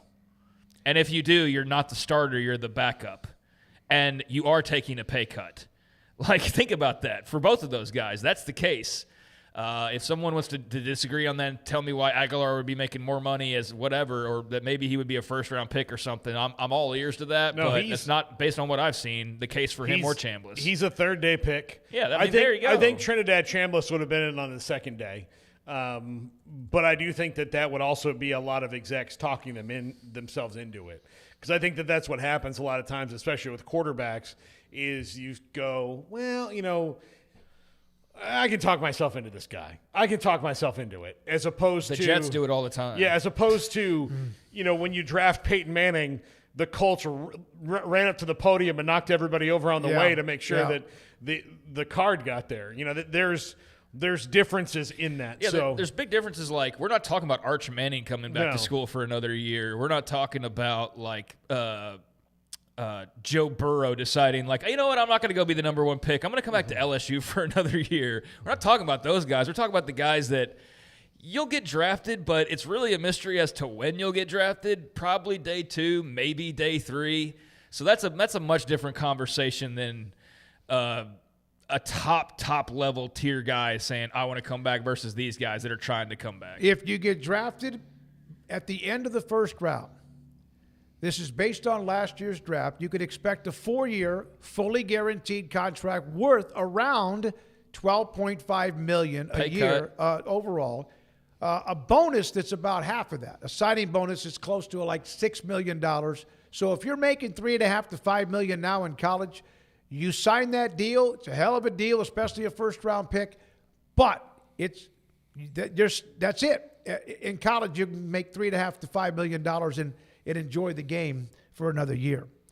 That $6.2 million signing bonus isn't bad, though. No, I mean, that's great, but that's also for a guy who's in the late first round, is what you said. And that's not what either one of these guys are probably going to be. Now, with Chambliss, I've seen like middle of the pack, and I think with Aguilar it's probably about the same. So again, I think when you put that into perspective, it's a much different decision than a guy who's like a top 10 pick deciding I want to come back to Ole Miss for another year, and it makes it make a lot more sense than, oh, these guys are just refusing to leave.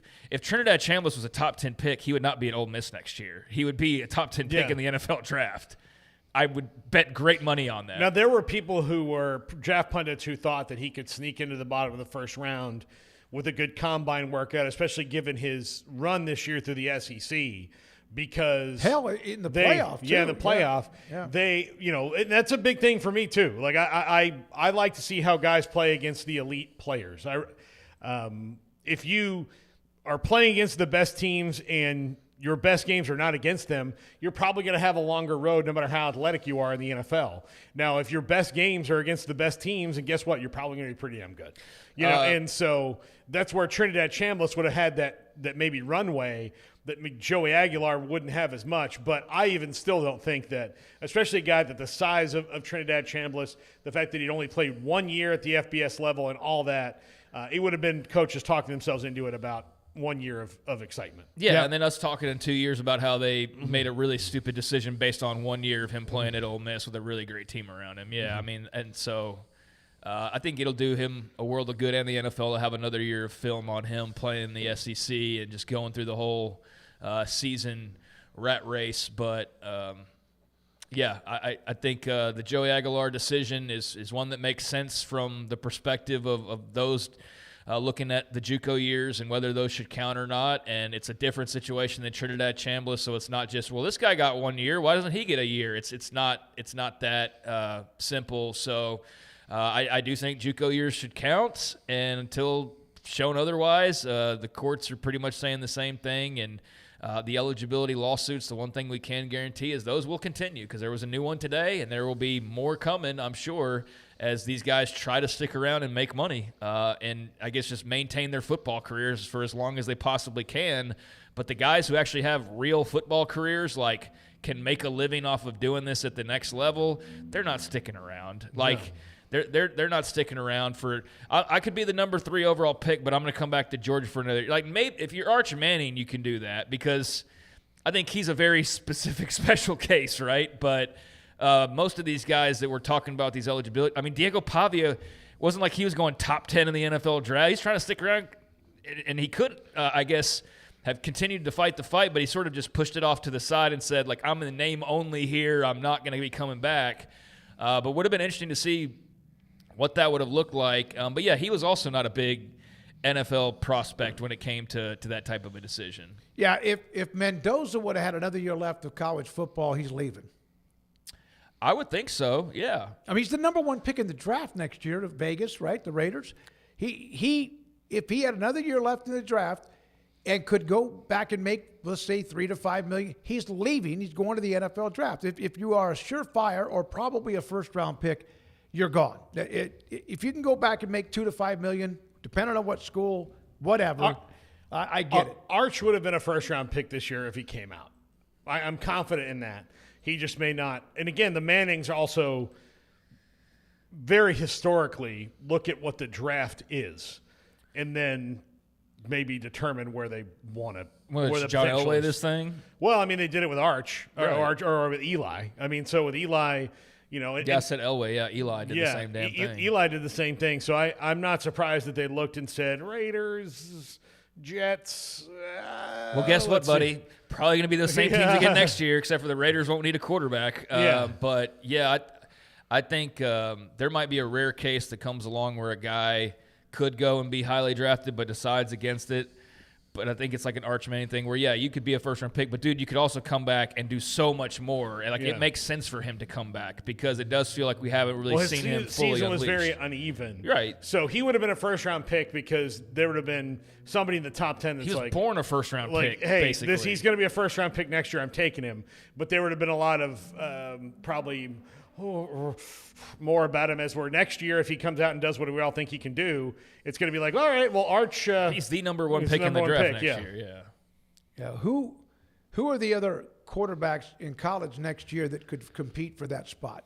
I know that's Dante Moore, Dante for starters, Moore, Brendan absolutely. Sorsby. Yep. I mean, Sam Levitt, Yep. all the guys who stuck around for another year that had question marks or felt they needed to do that. Darian Mensah. Yeah, I mean, all the best players that stuck around from last year. So all those guys we just mentioned, and probably forgetting a couple guys. I mean, JKS is he only a sophomore next year, so he still has to wait another year, but he'll be firmly in that mix in the next couple years. If Marcel Reed is consistent, No. if he's No.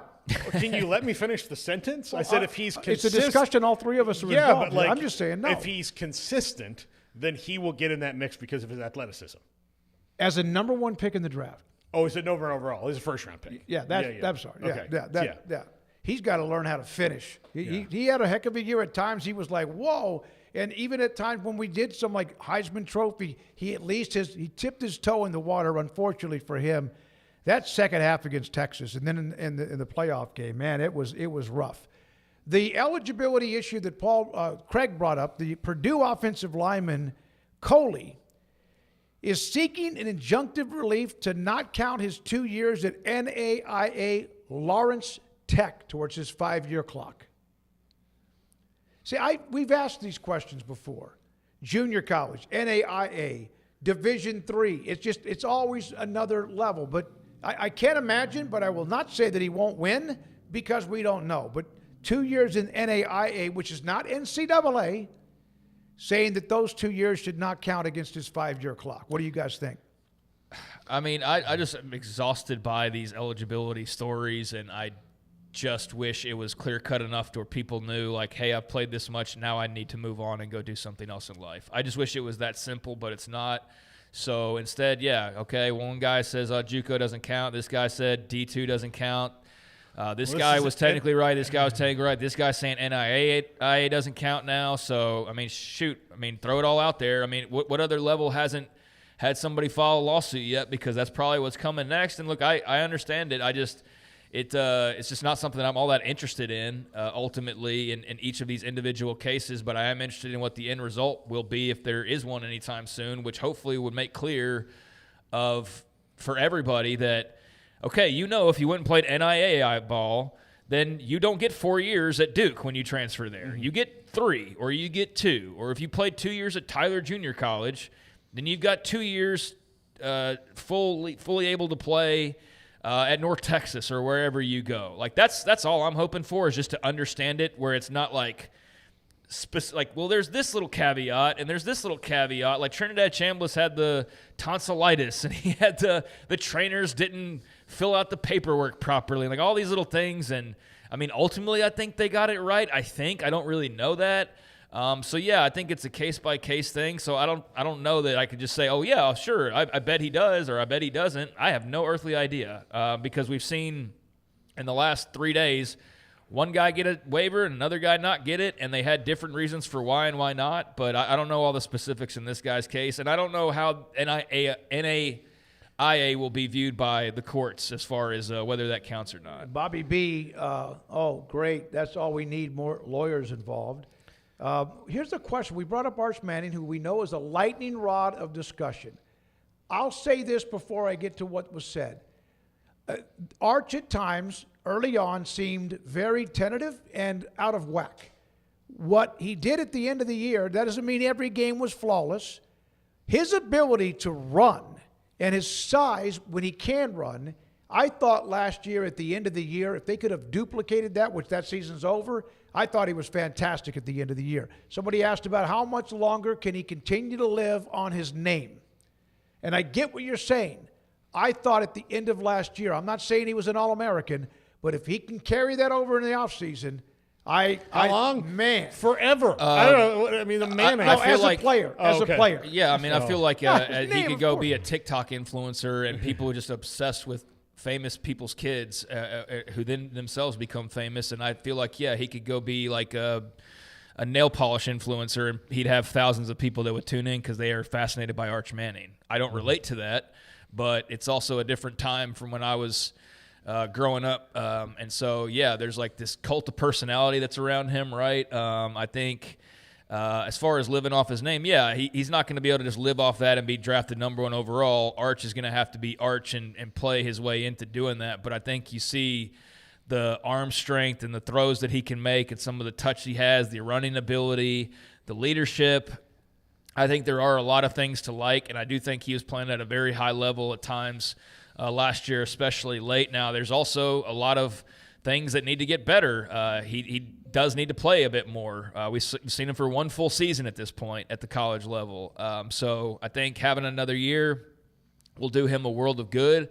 I do think he's a little bit inconsistent, so he's going to have to work through that. And, I'm sure there's other things that the people who have watched him closely under the microscope would point out as far as his game goes that NFL teams have picked up on. But I think he's a really good starting point, and I think if he improves from year 2 to year 3, then he's going to be one of the better quarterbacks in the country next year, especially with what he should have around him. Yeah, I think he'll – I mean, if they can't make Cam Coleman and Raleek Brown and everybody else that they got work, Hollywood Smothers, like, all right, then we need to look at the coaching staff because it is going to be a lot better. And let's also not forget, and this was a little bit of maybe overconfidence in the guys that they had, but I do think their offensive line will be better next year. They had a severe drop-off in offensive line talent and just kind of thought that they could rinse and repeat. Every Texas analyst that we talked to, I asked them that question about, okay, when you lose 4 of these 5 guys or all 5 of them, how do you replicate that, considering that offensive line for all of Texas's struggle bus years was the biggest issue? It wasn't quarterback, even though I know that people think that. It was always the offensive line, and they finally had one, and you don't just get to swap out 5 and put 5 in most of the time, and that's what happened. They didn't get to. Just got a note from Josie at Baylor that they wrapped up practice. Scott Drew's wrapping up a media session, and then he'll join us soon after that. Lance Leipold right around the corner. Craig, you want to add to that? No, I mean, I get the comment about the name, though. I mean, certainly early on, he was the Manning, and that's why people paid attention. That's why people cared, and also he was at a massive school with a massive media base, and so he got a lot of attention and a lot of spotlight, and then it didn't hurt that when he did come in there his freshman year, he had some big moments early, but he didn't have to be the guy. They went to the playoff. So he was along for that ride. And then last year, I mean, they're the number 1 freaking team in the country to start the year. Yep. And do you remember by the end of the year last year, people were like, no, we didn't. I don't know how much y'all noticed this, but the whole well, it wasn't supposed to be this year. Everybody just got ahead of themselves. It's next year that's the real year. That's because I know why it was. Because they wanted to try to pretend like they weren't wrong the entire time and all the hype leading into last season. But now this year, there's no denying that this is – if they don't go to the playoff, it's a failure for Texas, right? Like if they don't make the playoff, Arch Manning as a junior with Will Muschamp as DC and Cam Coleman and all these guys, it is playoff or bust for Texas. No, they've said they're basically all in. Yeah, well, I just want to make it very clear. So if they don't get there next year and they're like the first team out like last year, there's not this, well, no. It was year 4 with Arch that we were saying was. I just don't want that to be a repeating thing, and I don't think that it will be, but – he's very good. I totally understand the detractors, though. He's not perfect. He has room to grow, but I think there's an incredible base set of skills there that NFL GMs would take over every quarterback in this draft this year. Size, arm strength, ability to run. Except for Mendoza. Mobile. Mobile and now another year of experience. And then add Cam Coleman and all the other weapons, as you said, at a running game that last year was just never really – except an A against A&M, where they ran the ball well and shoved it down A&M's throat to come back and win that game. Let's take a break here, Brandon. We'll come back with Baylor men's basketball coach Scott Drew. This is 365 Sports. QC Kinetics, trying to make you feel better. What does QC Kinetics do? Well, I was there yesterday. I got injected. I had my blood spun, plasma spun, put back in me using advanced cellular regenerative medicine. In other words, what's in my body, not something else that's foreign, in my body. They take it out, they spin it, they put it back in me. I've had 4 treatments, and yesterday, I can't tell you how much better I feel. And it's not just like waking up in the morning. I used to have aches in my hip during just waking up and getting out of bed. Or if I did play golf, by the end of the day, I was like, the next day was worse. Any kind of workout, any kind of leg work, just constantly nagging like a headache in my hip. It's gone. Think about this. How many of you want to get excited about feeling older instead of younger? Nobody would want that, right? I started to feel like I was even older than my age, and my age is in the mid-60s. QC Kinetics. I'm going to give you a couple of numbers here in a minute. There they are at the bottom of the screen in Dallas. 972-972-8610. And in Houston, 713-913-5285. If you have inflammation that's bothering you, if you have aches and pains in any of your joint bothering you, friend of mine could not pick up a water ball and squeeze it because his elbows were so bad. That has been fixed. It's worked. Professionals using the latest regenerative treatments backed by real science, treatments that take the tiny, powerful healing tools that are inside your own body, concentrate them right there to put them back inside of your body. Don't let your golf game suffer. I couldn't hit irons very well because I couldn't make that turn. Now I'm hitting my irons again when I'm playing a round of golf. Find out QC Kinetics, free consultation. It is worth it. How many steroid injections in your shoulder, your elbows, your knees, or your back have you had? Has it worked for more than maybe a month or two? QC Kinetics, again, the numbers, 972-972-8610, 713-913-5285. It is working for me, or I wouldn't be telling you that, at QCkinetics.com. I pitched in the major leagues for 24 years, and let me tell you, I can feel it in my joints. Shoulders, elbows, and knees. Trust me, pain doesn't retire when you do. I tried everything to get rid of the pain. Nothing worked until QC Kinetics. Baseball legend Roger Clemens and other patients are getting lasting relief with QC Kinetics regenerative treatments. No surgery. I trust QC Kinetics. You should too. Let's commit to getting rid of all the pain. Schedule your free consultation today. QC Kinetics. Better starts here. The time is now. It's time for a new ride at the New Year New Ride Savings Event at Richard Carr GMC Buick Cadillac. Sierra blends the premium interior with the muscle of a true work truck, built to handle the job and look good doing it. It's why GMC Sierra is the best truck on the road. During our New Year New Ride sales event, qualified buyers can save $13,000 on a Sierra. Drive one home today for just $41,390. Call now, get here now, or log on now for the New Year New Ride Savings Event at Richard Carr. Richard Carr, they have the truck for you. Pepperoni Magnifico. Pepperoni Magnifico. Marco's Pepperoni Magnifico. Classic and crispy cut pepperoni, 3 melty cheeses, all on our fresh made dough. And starting at just $12.99 for a large, it's no wonder Marco's was named America's favorite pizza chain. With over 25 years of excellence in IT, Carrion Solutions is your trusted technology partner. From managed IT services to cutting-edge cybersecurity, our expert team delivers tailored solutions that drive success. Our portfolio includes products such as Veeam, Bitdefender, Microsoft, Cisco, and Fortinet. Call David Carrion and his team of experts. Call 888-522-2221 or visit us at carrionsolutions.com.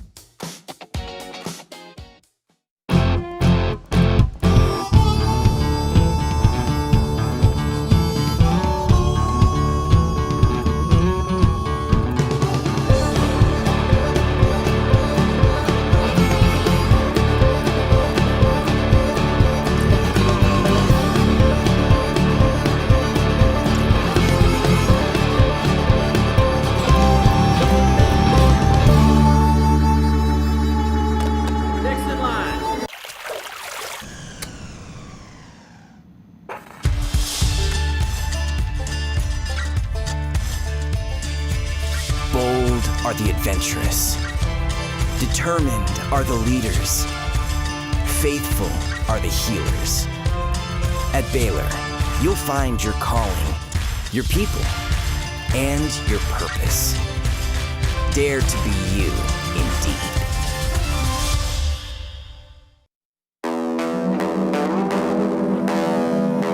This is 365 Sports. 365 Sports, I'm David Smoak. Hope you've had a really good day. Hope you have a great weekend ahead of you. Craig Smoak and Paul Catalina, great sponsors. You see some of them in the background. Ideal, Petty Clinic, among more. Paul with TaylorMade Golf in the background, too, as we appreciate those who have had our back ever since we started this in April of 2020. Basketball tomorrow. We mentioned the game tomorrow in Houston. Arizona, number 4 against number 2 Houston. It's without question. There's another ranked game against ranked banger game in a moment, but my goodness, with Arizona snapping their 2-game slide, Houston, of course, with their big wins and where they are, this thing is still up for grabs.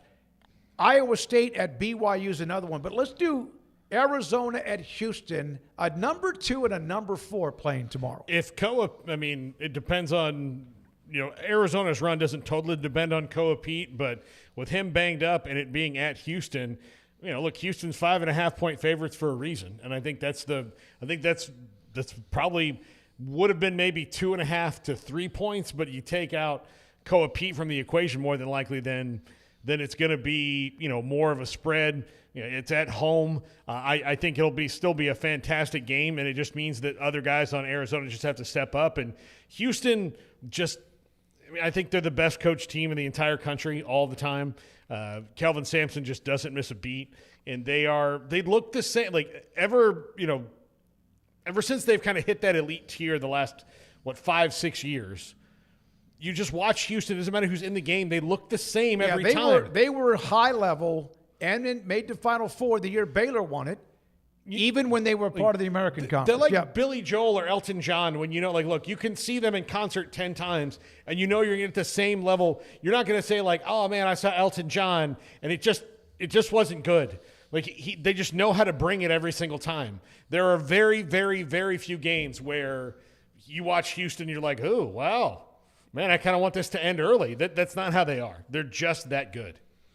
Yeah, it ought to be an excellent game. I think even without Koa Pete, Arizona will be feisty, but it's in Houston and no Koa Pete. I'm going to take the Cougars to win at home on Saturday and keep on plugging along. But ought to be a lot of fun in Arizona. You just hope that Koa Pete can get healthier sooner rather than later and just be full health and not have something that's lingering that causes them trouble down the stretch. But they've been in quite the little run here lately. The losses to Kansas and Tech, then they turn around and they beat BYU, who's also dealing with their own injury, obviously, now at this point, and now Houston. So 4 consecutive games against top 25 teams.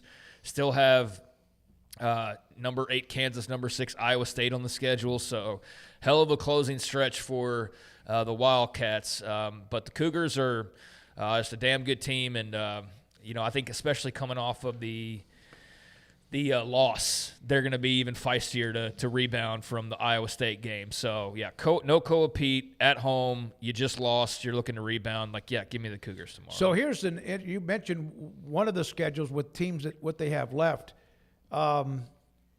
Houston has KU Monday in Lawrence. Paul's going to be at that game on Big Monday. KU has Houston on Monday, and they're still a game back in the conference, and then they're at Arizona. Iowa State has to play Tech, yes, without JT Toppin, but they're going to scratch your eyes out and have a chance to win every night. And then they go at Arizona. So those are the teams that have games left. And Arizona's got KU and Iowa State left. Not that it really would take that much effort given how good the conference is, but when you look at the back end of the Big 12 schedule, they did do a good job of backloading the good games that you get into tournament time. There's a lot of them. Arizona versus Houston, Kansas versus Houston, back-to-back games for the Cougars. So that's going to get people excited. When you look at Arizona's schedule the last few weeks, it's just been here down the stretch, and it's on and on and on and on and on with tough teams that even one of the best teams in the country has to play. They have to play Kansas again. They have to play Iowa State again, like you said, Smokey. So Iowa State's schedule down the stretch is tough. Everybody's schedule down the stretch is not – nobody – none of the contending teams especially have thank God we've got a couple of games where maybe we can sit a guy who's banged up. They don't. Actually, I'll say Houston's got exactly that after this weekend. Houston actually has exactly that scenario coming up after this weekend because, they will play flipped over the wrong page.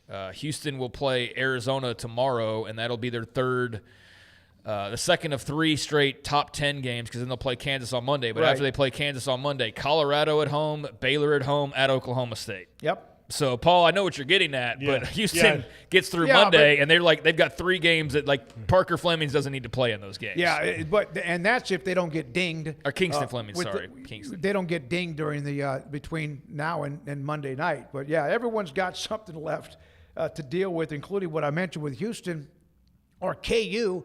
They have home against Houston Monday, then at Arizona. So all of them, I love it. They're all kind of playing each other in somewhat of a playoff to get to who can win the regular season title, and then go to Kansas City and just beat the hell out of each other yet again.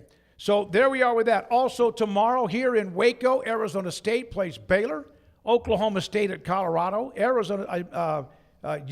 How about UCF? They're scoring a bunch of points. They're right there in that pack of 7 and 6 teams, and they're playing at Utah. Long road trip against Utah, and then the other game is Cincinnati is tomorrow against KU in an afternoon game on CBS. So those are the games that we have in the Big 12 coming up this weekend.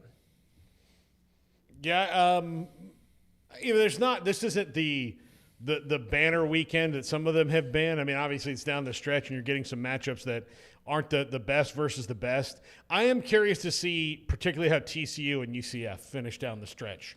And maybe get them, especially UCF. One of those two is going to make the tournament. Yeah, I think one it'll of them probably will slide in maybe that 7th or 8th team in the Big 12 to make the tournament. There are two games tomorrow, though. You have two bangers. Iowa State at BYU, 2 ranked teams, and then you have the game between Houston and Arizona tomorrow as bangers. So tomorrow it's got to be fun, and KU and Texas Tech favored to win their games at home. So there we are with that. That's going on in the Big 12.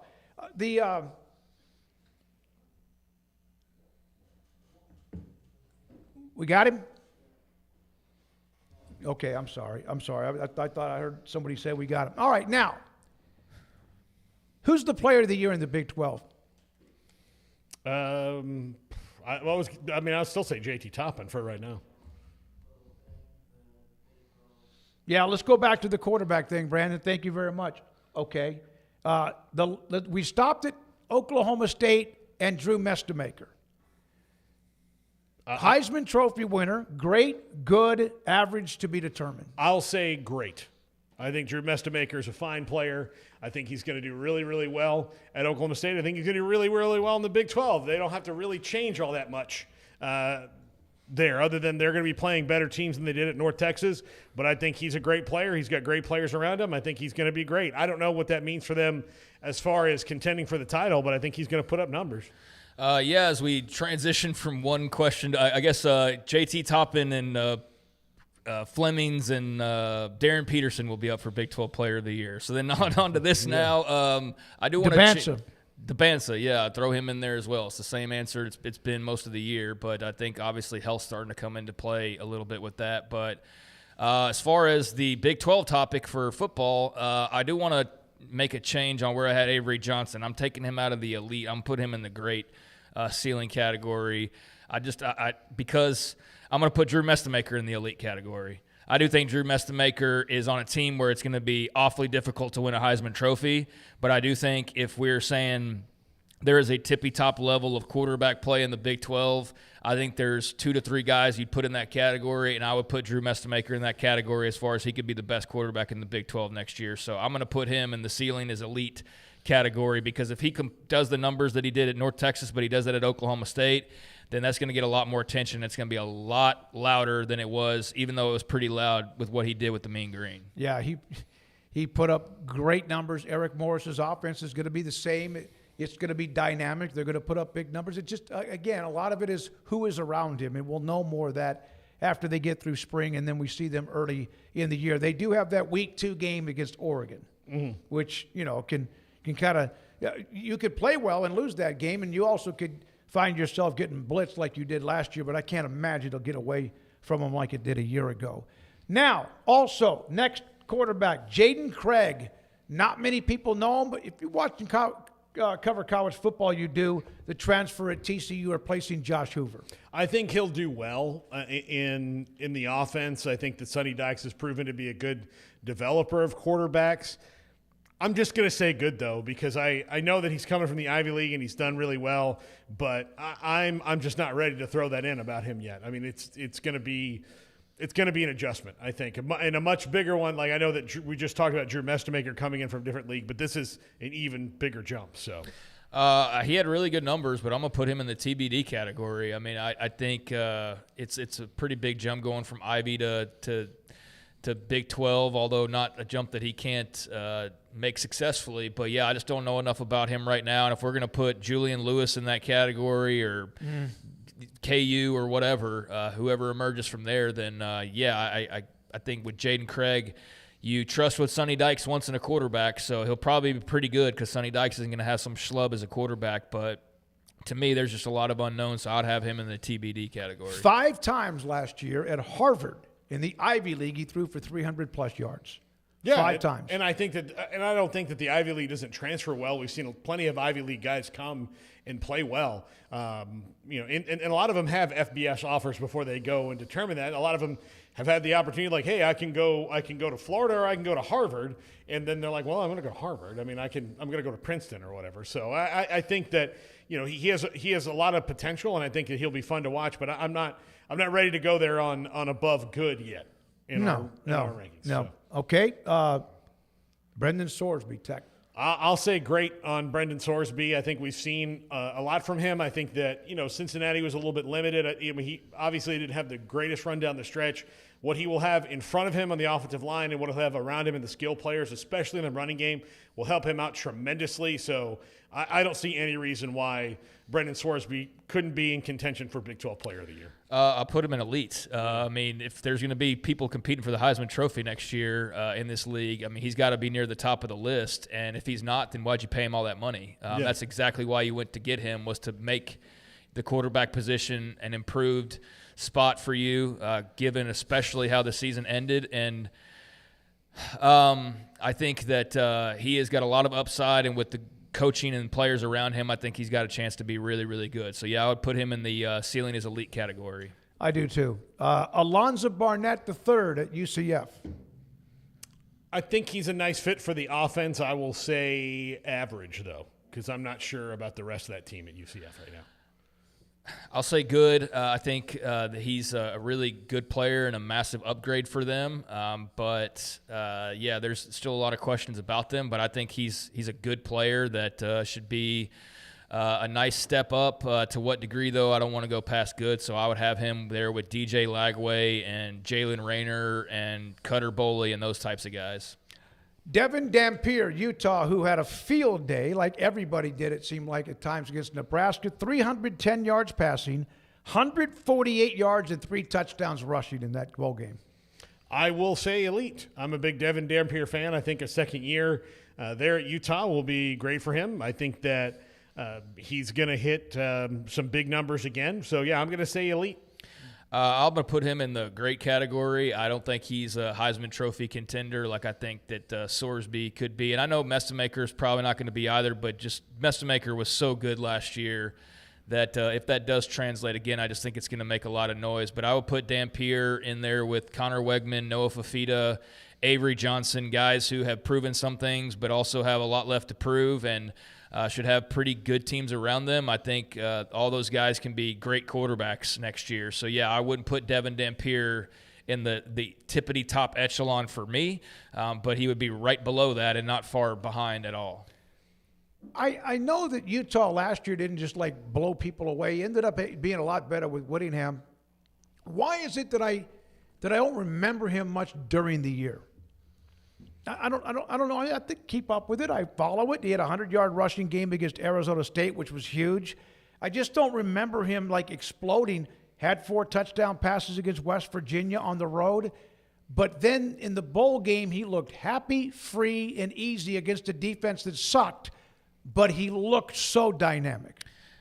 He is dynamic. That's why he looked that way, and I think that's part of the excitement level around him and what he does. And I think especially when you had the situation with Rising before that where your quarterback play sucked to maybe at best was average to a little bit above average to when Rising was healthy, it could be pretty good. But we didn't see that for a really, really long time. And I think that Dampier is a guy who I do think can be a little bit overrated, maybe a bit, because I don't think he's elite, but I do think he's a good, solid player, and I do think he has something to prove. But, yeah, there were times last year where I'm I think they're over-modulating him a little bit, but he's exciting, and I think another year in the system Bird Ficklin as a B to his A, I think also works really well, and they were onto something there with that combination. So I'm expecting a big year for Dampier. All right, Scott Drew is waiting, Brandon, in the waiting room on our video hookup to have him on the show. I like Dampier. I mean, he... All right, rapid fire, Michael Hawkins Jr. I'll say to be TBD. determined. Yeah, no, I have no TBD, idea. Yeah. I don't know much about that. So, Brandon, when we get Coach Drew locked in, let me know if you possibly can. So we're going to do that a little bit with maybe some other positions, other conferences and quarterbacks as well. And I will defer to Craig and Paul on if you want to change the categories, fine by me. But, okay, we're now joined by Baylor men's basketball coach Scott Drew on 365 Sports. They have Arizona State tomorrow at the Foster Pavilion. Scott, thank you very much for your time. Can you try to describe where you would rate this season with your emotions, frustrations, and then the Jerome Tang and Matt Driscoll and all of what you've dealt with? Where is this one? This has definitely been one of the most, maybe the most challenging. Now, the year that we couldn't play a non-conference was probably the most challenging season from the standpoint. Just it was so different and unique. But life, you're going to go through storms. And what you love about sports is it teaches you how to handle success, how to handle adversity. Normally in the valleys, you grow closer spiritually. And I think our team spiritually is really grown this year. But as far as I know former Baylor coaches, we've all kind of been going through it this year. And I mean, my brother, he has two of my nephews, my sister's kids, and both of them are out for the year with season-ending injuries that happened in the last month. I know Coach Jacobs has had a ton of injuries. You had Coach Driscoll, Coach Tang, that we just went through that, and I know JT Toppin just went out with his situation. So it's been a tough year as far as all that goes. At the same time, I know that you always control your own destiny as long as you control your own destiny, and we are still playing. So as long as we are playing, we can win and we can advance and we can finish in a way that would make us all feel better about ourselves and in a way that I know Baylor would be proud of and Central Texas would be proud of, and that's what we're working toward doing. Obviously, as coaches, I'm sorry it's such a long answer, but after K-State, that we've been playing well. We didn't make shots the last two games, but 19 turnovers really is something that hopefully we don't have to deal with in the future. We try to change some things up in practice to put our guys in better positions to be successful with taking care of the basketball, but you're not going to beat any good team with 19 turnovers. So that's first and foremost, hopefully what got addressed, and we'll be more efficient, play Arizona State tomorrow. Well, Coach, you are the eternal optimist. Ever since I've known you, that comes down from your parents, both very optimistic, happy people. Your brother, your sister, all very optimistic, happy people.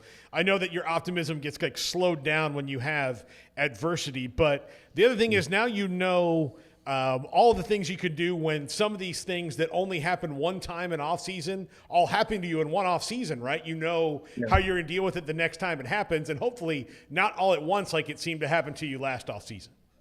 Well, and that's what life teaches you. You gain experience, and when you gain from experience, the only time you truly lose is when you don't gain that wisdom and act and use it, so you're not back in those same situations. And I know the portal, NIL, it's been different for all of us. One thing that I know you can't be in the coaching profession if you're not competitive.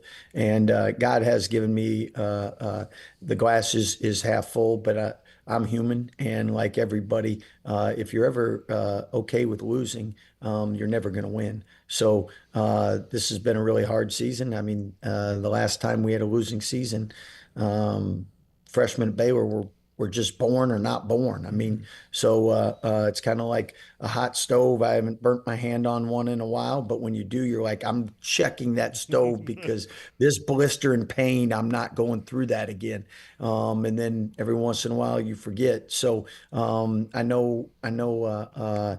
injuries are part of the game. We seem to have a lot more nowadays than we've ever had, and trying to make sure we have enough depth and put in positions to be successful with that. I think at the end of the day, some things still stay the same in basketball, and I know we'll make sure moving forward that we do a better job and putting a premium in as far as taking care of the basketball and doing a good job with creating opportunities when things break down. And that's a superpower that God gives different people. And we've been blessed to have a lot of that in the future. This team's not built that way, and we're trying to maximize with this team what we can do to be the best that we can be. I think as a coach, one thing that I try to do is if whatever we're doing doesn't work, we're not going to keep doing the same thing. We're going to tweak, change, add. But as long as we're playing, as long as season has life, we owe it to our team to empty our cup, give them everything they have. And I know we want to make Baylor proud. And the embarrassed feeling we all had after last game, hopefully we don't have to have again. And I'm not taking away anything from K-State, but there's some things that we could control that we didn't control that you have to control. And hopefully moving forward we do, from broken assignments to missed things to obviously taking care of the basketball. Well, you had that, what were bigs all the time, and that was your offense. So not that you didn't have really good guards, but when you had the injury and you went to the smaller lineup, you ended up winning a national championship with that particular change. I know that's not what I'm saying about today. Scott, what was it? Because you've always managed the so-called one and dones incredibly well. Was it Missy or was it Sohan when they left maybe a year earlier than you expected? Did that kind of create some of this, I guess you could say, not dysfunction, but fragmented roster? Yeah, I think there's a lot of things that go into that. Normally, when you build a team, you think there's certain guys that come in that we're probably. I mean, VJ, you're going to have 1 year, and then there's guys that come in and you're like, okay, year 2 and 3, they're really going to be staples. And again, Eve, the summer he came in, his coach still jokes to me this day. He's like, I thought he should redshirt. And when we called him and said he's not redshirting, and then we called him and said he ain't coming back, he's like, I was a little off on that one. And then Jeremy Sohan, same thing, not redshirt, but and then both those guys are really good defensive players. And when Jonathan Chamwachachua went out and didn't come back, he was a really good defensive player. So that definitely, there's only so many elite players you can have, and it's not like you can just replace everybody. It's easier to replace role players rather than fixtures. And what I mean by that is, in the NBA, they call them max players. I mean, you get 2 or 3, you build around that, and then when you lose a max player, that they're harder to replace. So that I would say that's a better problem to have, meaning they actually had success and were able to move on. This year, I think, real simple is college basketball has always been a guard game. And our assist to turnover ratio this year has not allowed us to do what we've done in the past. And so, at the end of the day, positionless basketball, you're hoping everybody can pick up the slack as far as adding assists. But I mean, you look at our lack of assists on a lot of games and high turnover numbers.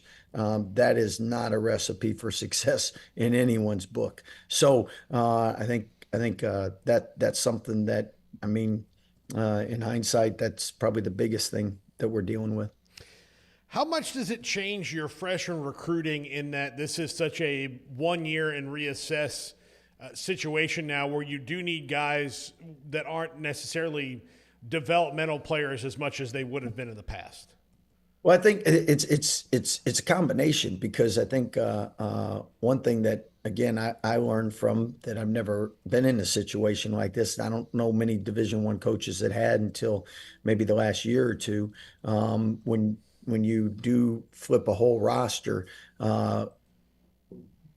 people know that player-led teams are always better than coach-led teams, but what you have to have is you have to have players that have played for you to know what and how you want things done. And I think that's been the genius part of some coaches that have left and taken other jobs, and they've taken players with them. That speeds up that learning curve. And with us moving forward, I'd be surprised if we don't always have a significant or at least as many people as possible returning and building off of that because people that are in year two, it's just like teaching any class, I would think. Your show today, if this is the first time you all work together, it's probably not going to be as good as your third year working together. And the ability to work with each other, know each other, just put it in Spanish 1, Spanish 2, Spanish 3, Algebra 1, Algebra 2. There's layers to offense, defense, the things that you can do. But then also players always listen more to other players. And that's just 18 to 23-year-olds. Peer pressure is so critical. And that's where if you get someone that's been in the program multiple years, this is what we're doing, this is how we do it, that controls that. And again, we got great young men. They've worked extremely hard. There's been a lot of challenges that we've had to face with injuries, with blending a whole new team, with lack of the assist to turnover ratios that we're used to. I mean, things have been hard, but this group is a group that if anyone comes to practice, you're not like they embarrass Baylor University. We got good guys, but we've learned you better have experience coming back. It's still always going to be a guard game, and then obviously you got to plan on having as much depth for injuries, so that if one guy goes out, it doesn't just change your year, or if it's 2, 3, or 4. Last thing, Scotty, good luck tomorrow with Arizona State. So the team that won the national title had a melting pot of transfers back when it was different, with obviously Davion and Jared and I'm going blank, Maceo and others, and a lot of them were able to marinate. It is different. How much has that affected how you try to then put this all together? I like your cooking analogy. People don't know you got some chef in you because there's the marination. Yeah. I think again, if we're doing our job at Baylor, we will have marination. We will have people that'll be in the program multiple times. People don't want to leave Baylor University. We have great professors, great the city, the campus. I mean, people come here and they're not trying to leave. So we will retain guys. We will build off of that. And I think the lessons we've learned from this year won't be made again. And I think the one blessing is with the portal, you don't have to go through 3-4 year rebuilds like you used to when you could only give 8 scholarships over a 2-year period, and then you're limited on how quick you could change and build a team. And I think the guys that come back next year will be much better off being in the program for a year. And when you said the marination part of it, again, I think this year too, with the perfect storm, the Big 12's been a monster year. And before some of these recent injuries, we've never had teams where as many teams that I thought could go to a Final Four. And a lot of talent and a lot of schools that did a great job in the offseason. So good news is We want to thank the Baylor fans that have supported us through this, because we're not happy. We know you're not happy. The good news is we're not going to all stay unhappy. We're going to get some wins, hopefully this year. We'll definitely make changes as far as next year, and with the guys returning, we won't be in the same situation. And nobody's happy being in this situation. At the same time, I know in the valleys you all grow, and I'm proud of what our guys have done in the classroom and what they've done spiritually. Hopefully, as a coach, you help young men get to where they want to go, and hopefully at the end of this year, we're able to do that on the court as well. So a couple good days of practice. You never know what happens until the game ball is tipped and you're in the battle. But I expect us to compete hard tomorrow. Thank you, man. Good luck. Thank you for your time, Scott. Appreciate your time. Scott Drew, men's Thank you, basketball guys. coach, championship in 21, and they kept kind of rolling that next year really good. And then, of course, there was the injury to Jonathan Chamachachua, and it has been a tough year. And they've got to basically win every game in the tournament, if you know, and that's the only way they get to the tournament, the NCAA tournament. NIT pretty much out too. All right, when we come back, Lance Leipold, KU football coach, he visited with us earlier today, and this is 365 Sports. I pitched in the major leagues for 24 years, and let me tell you, I can feel it in my joints. Shoulders, elbows, and knees. Trust me, pain doesn't retire when you do. I tried everything to get rid of the pain. Nothing worked until QC Kinetics. Baseball legend Roger Clemens and other patients are getting lasting relief with QC Kinetics regenerative treatments. No surgery. I trust QC Kinetics. You should too. Let's commit to getting rid of all the pain. Schedule your free consultation today. QC Kinetics. Better starts here. At the Start Something New sales event at Allen Samuels, drive a new Ram 1500 Lone Star Crew Cab with $13,000 off, or a new Laramie Crew Cab with 3.9% plus $15,000 off MSRP. Shop Allen Samuels in Waco. Hello, I'm Camille Johnson with Camille Johnson Realtors. We specialize in selling residential real estate agent all across our community, and we love serving all types of families. We have been in business at Camille Johnson Realtors for almost 9 years, and I have been a residential real estate agent for almost 40 years. And we love our partnership with 365. So thank you for partnering with me, and thank you so much to all of my clients who have made our company a success.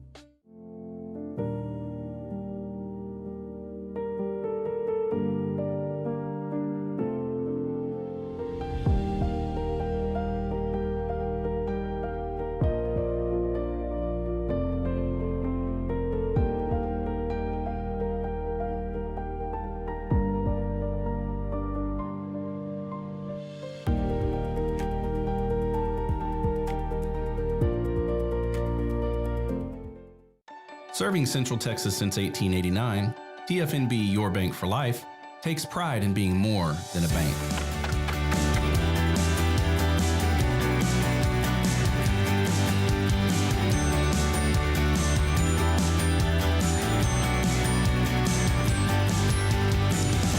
At TFNB, we remain committed to these principles. If you value them too, come join us. TFNB, Your Bank for Life. Petty Clinic Men's Healthcare in Woodway is now proud to offer you men an exceptional weight management body sculpting product called semaglutide, also known as Ozempic or Wegovy. Semaglutide is an FDA-approved weight management medication. Once-a-week injections of this powerful medication offers an average body fat weight loss of 20% within the first year of treatment. In addition to body sculpting, semaglutide also normalizes blood sugars and has the clinical research proof of reducing blood pressure, cholesterol, stroke, and heart attack risk. If you're like most men and you have stubborn fat that will just not respond to typical diets and exercise, then help is finally here. Semaglutide. Affordable, highly effective. Google search Petty Clinic Waco and reach out to the Petty Clinic team today for a free consultation with Dr. Petty to see if semaglutide is right for you. Go to pettycliniclowt.com.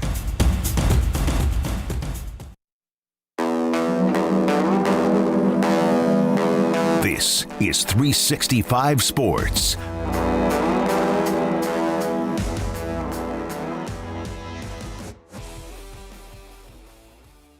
Lance Leipold, Kansas football coach, David Smoak, and Paul Catalina here with me on 365 Sports.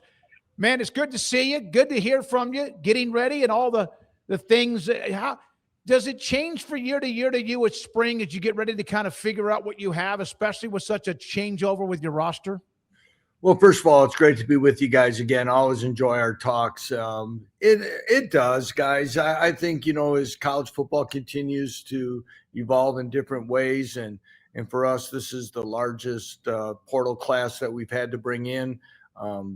Really, from taking this job over, and retention in this program was an issue before our arrival. It was a focus point for us to maintain players and do those things. And we had 2 large senior classes back to back, and which then led us to a position where I think we had to get a little more experience in the program. You see that happening a lot with the playoff teams that are there. They're playing with older players on a regular basis, and we set out to do that. And again, it's kind of what we deal with.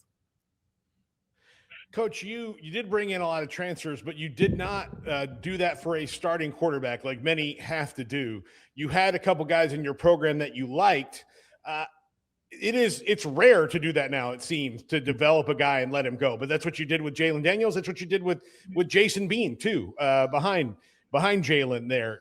How much does that maybe give you a little bit maybe more calm going in, that even though you're going to have a quarterback battle, it's 2 guys that know your system, know you, and that you recruited from the jump? And I think it's very critical. And there's some things that you have to, I think today, a lot of different ways to look at how you're going to move your program forward. I know that's the highest position of scrutiny, but we felt we have 2 guys that we can play winning football with. Both have a lot of great qualities to them. I think there's comparable players that have been in this conference with similar skill sets and leadership abilities, and what they saw that we think we see with these 2 young men, and really having belief in them. If we all say we want to be developmental programs and doing things.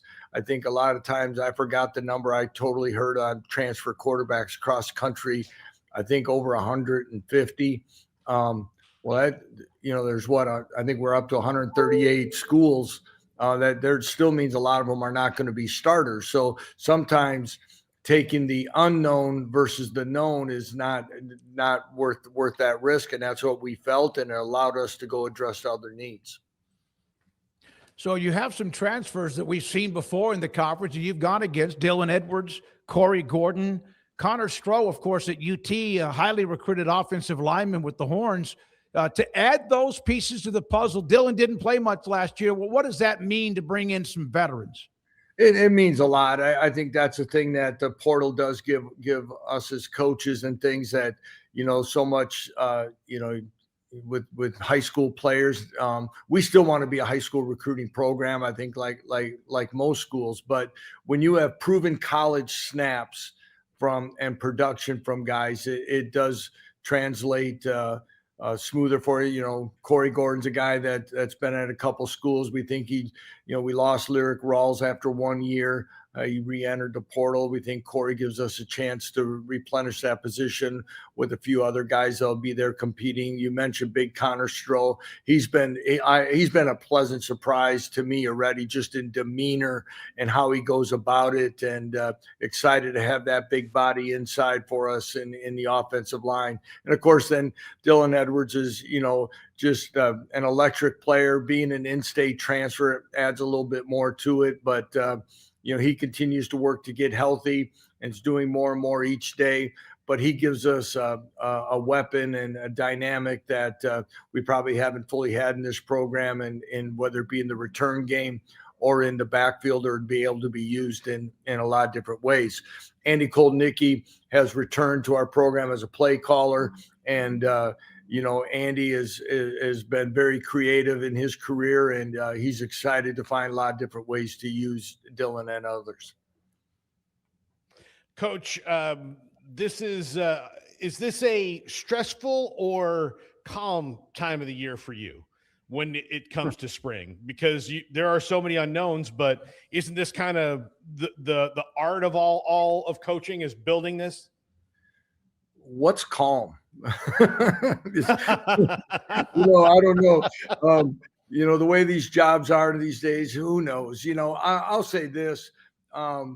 We've gone through a new way of doing the portal. And then all of a sudden we're already looking at ways to supposedly we got to do it differently again. I just think we have to find some normality in what we do. The one thing I do like is right now we know what our football team is. And I think that's what we got to get back to instead of always evolving. They can leave after this. They can leave twice a year and do things.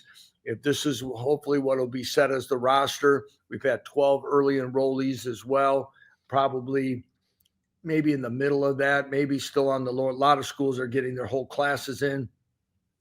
We'll have this time with our players to develop and know what we have.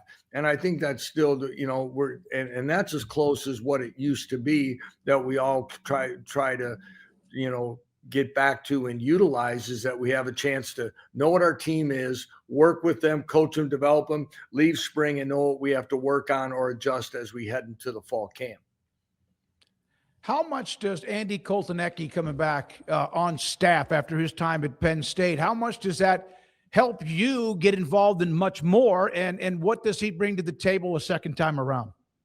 Oh, it's huge. Andy and I, we were together for 11 years before that. I know in Andy's first 24 hours back in the building, there were just some things that I knew it was, I don't know if the word was refreshing or stimulating, that I knew that what we kind of missed from Andy and what he's going to add. I think, a perspective.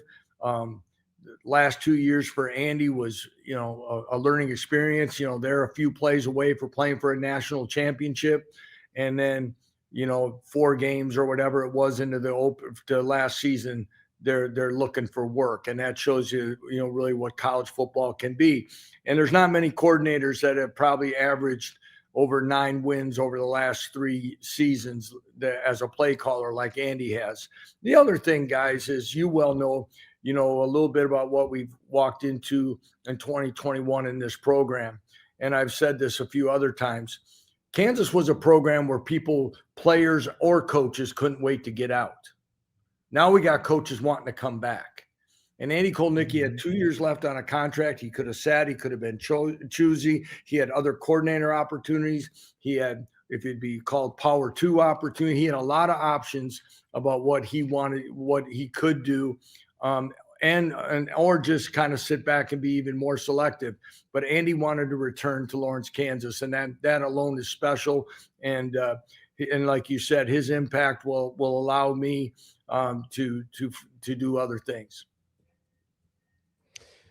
How do you feel about the additions you've made? We talked about Corey Gordon a little earlier, but overall on the defensive side of the ball, especially when it comes to guys who are fourth quarter guys, gamer guys who can kind of maybe make that play. Because Coach, every game in the Big 12 is likely going to be close. And if it's not, you're either just totally relieved or watching film right after the game, right? But in those close moments, it's who can make a play right then to get a turnover, a sack, a stop. What is it? How do you feel about those guys you brought in? Well, I think, first of all, Paul, what you're saying, I think in the last 2 seasons, we've been on that short end of losing close games too often. And we've got to find a way as coaches to get our guys in position to close games out a little better. We've had some opportunities, and like a lot of people, play here, play there, but that's, as you alluded to, that's what makes this conference as special and as balanced as it is that parity. A lot to be determined yet, obviously, until we get guys on the field in pads and doing those things. But I do like the size we added up front in some of our transfers in the defensive tackle area, added David Santiago as a defensive end. We did lose, multiple defensive tackles. So we needed to get bigger. And I think we did that. We've added some transfer linebackers that gives us more speed and agility. Right now in our early, GPS testing and things like that in our winter conditioning program, overall wise, we have definitely increased our team speed. by a lot, and we needed to, and that's across the defense as well. So again, we've made some additions at the safety position. That'll be a highly competitive situation, and again, returning everyone at the corner spot and some things that should help us, take a step in improving. And as a defense, DK McDonald will enter a second year as a coordinator. I know, he will do even a better job than he did last year, got his feet on the ground, and I look forward for us taking another step on that side of the ball. Lance, Coach Leipold with us on 365 Sports. And the word volatile is probably not fair, but what is, in your opinion, more volatile? The coaching changes that seem to be more rampant even earlier in the year, or just the transfer portal, even though they're trying to tighten that window up? Yeah, it's interesting, the feeling of when people think about making a change and the administrative decisions to make it that early. What those reasons are behind closed doors, we'll never fully know. Booster influence, does it give you a jump on getting some things ahead of the game? All those different things. I still think the portal is the one that's the one that you're worried. You see it sometimes in some of the, we had a little bit of it where you get a little bit of a domino effect within your locker room about when somebody leaves, does that cause another guy to have doubt and leave? Because the thing that everyone has to understand is there's still going to be X amount of players on scholarship on your football team. There's going to be X amount of players at scholarship in your position room. And where do you fit and compete within your opportunity to have a chance to play? But what happens is somebody feels like, you're bringing in somebody from the portal at their position. That automatically means that they're going to play in front of you. And that is not true at the University of Kansas. It's still going to be a competitive situation. So getting that part and that volatile part of it that you just don't know, you think you're going after X amount of guys in the portal, and then 4 days later, that number can almost double. That's the part to me that is so fluid and makes it tough on coaches.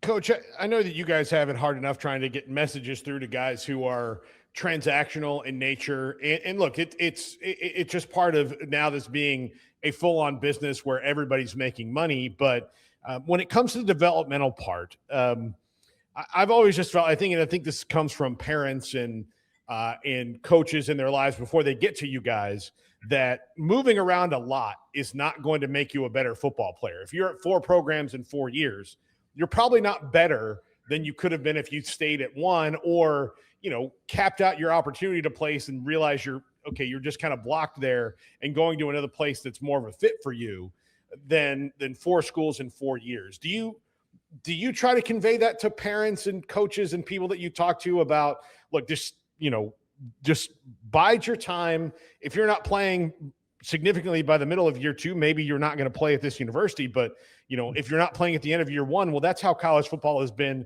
for 90% of the people for the entirety of college football. Amen to your statement there, Paul. I mean, it's a dilemma that we have to fight through. And I spoke at our state clinic a week ago, and I said this to the group: in any level of college football, if you started 2 years, were a 2-year starter, whether it's in 4 years or 5 years, would you consider that a good college experience and good college career?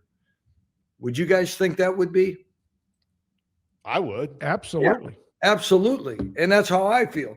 Problem is, I've walked into high schools and you ask a young man what he's looking for. Everybody says, I want to be developed. What I've learned is development is a code word for playing time. It's not really true development. Yeah. Mm-hmm. I want playing time. That's how I feel I get developed. But I've had a young man tell me, I'm looking for a place I can call home, yada, yada, yada, for the next 3 to 4 years. So he's a high school junior right now, and he's thinking about coming to a place like Kansas for only 3 years. So when he doesn't play year one and has to redshirt, where is his mindset already when he was like 15 or 16 years old? After year one, he's like, well, this place is messed up. I can't, this isn't where I want to be. And they hit the eject button. And that's what's unfortunate. And when I did that in the clinic talk is like, somehow as high school coaches, everybody, we've got to still get back into what's reality of what a good college career and experience and what full development means. But we are so much into the fast track of, instant gratification, instant success, and not saying that it's selfish. It's, we want goals, we want to strive. But again, like you're saying is, people hit the eject button because it's not happening instantaneously. And yet when they bounce from school to school, a lot of times they're saying, well, I didn't get a chance or they didn't do me right.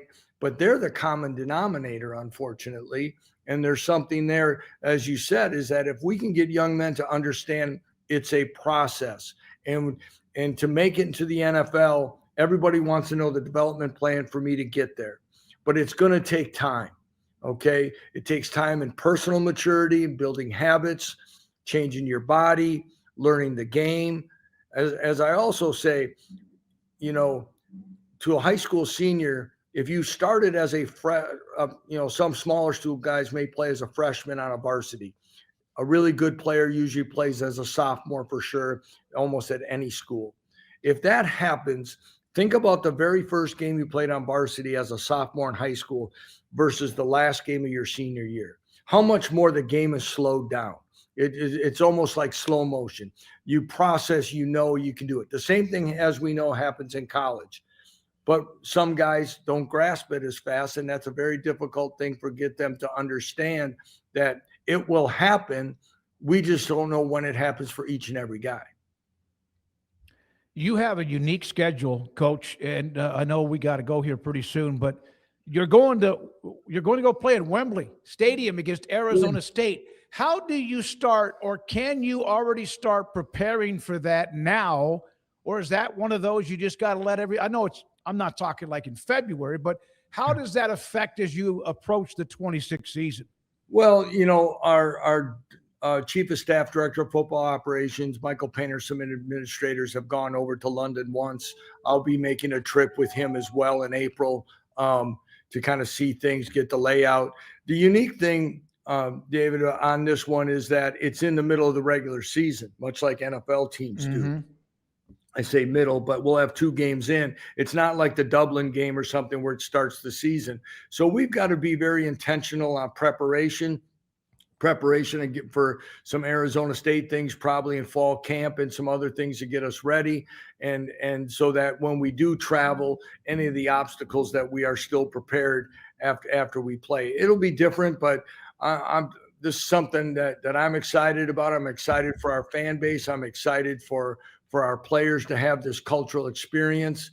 And I'm really excited about what this hopefully will do for the future of college football as we continue to look for more ways to grow the brand. For, as we know, we were talking earlier, revenue generation across the board is going to be important. So whatever we can do to broaden ourselves in this and hopefully playing in England and London at Wembley Stadium, we're on the front end of this.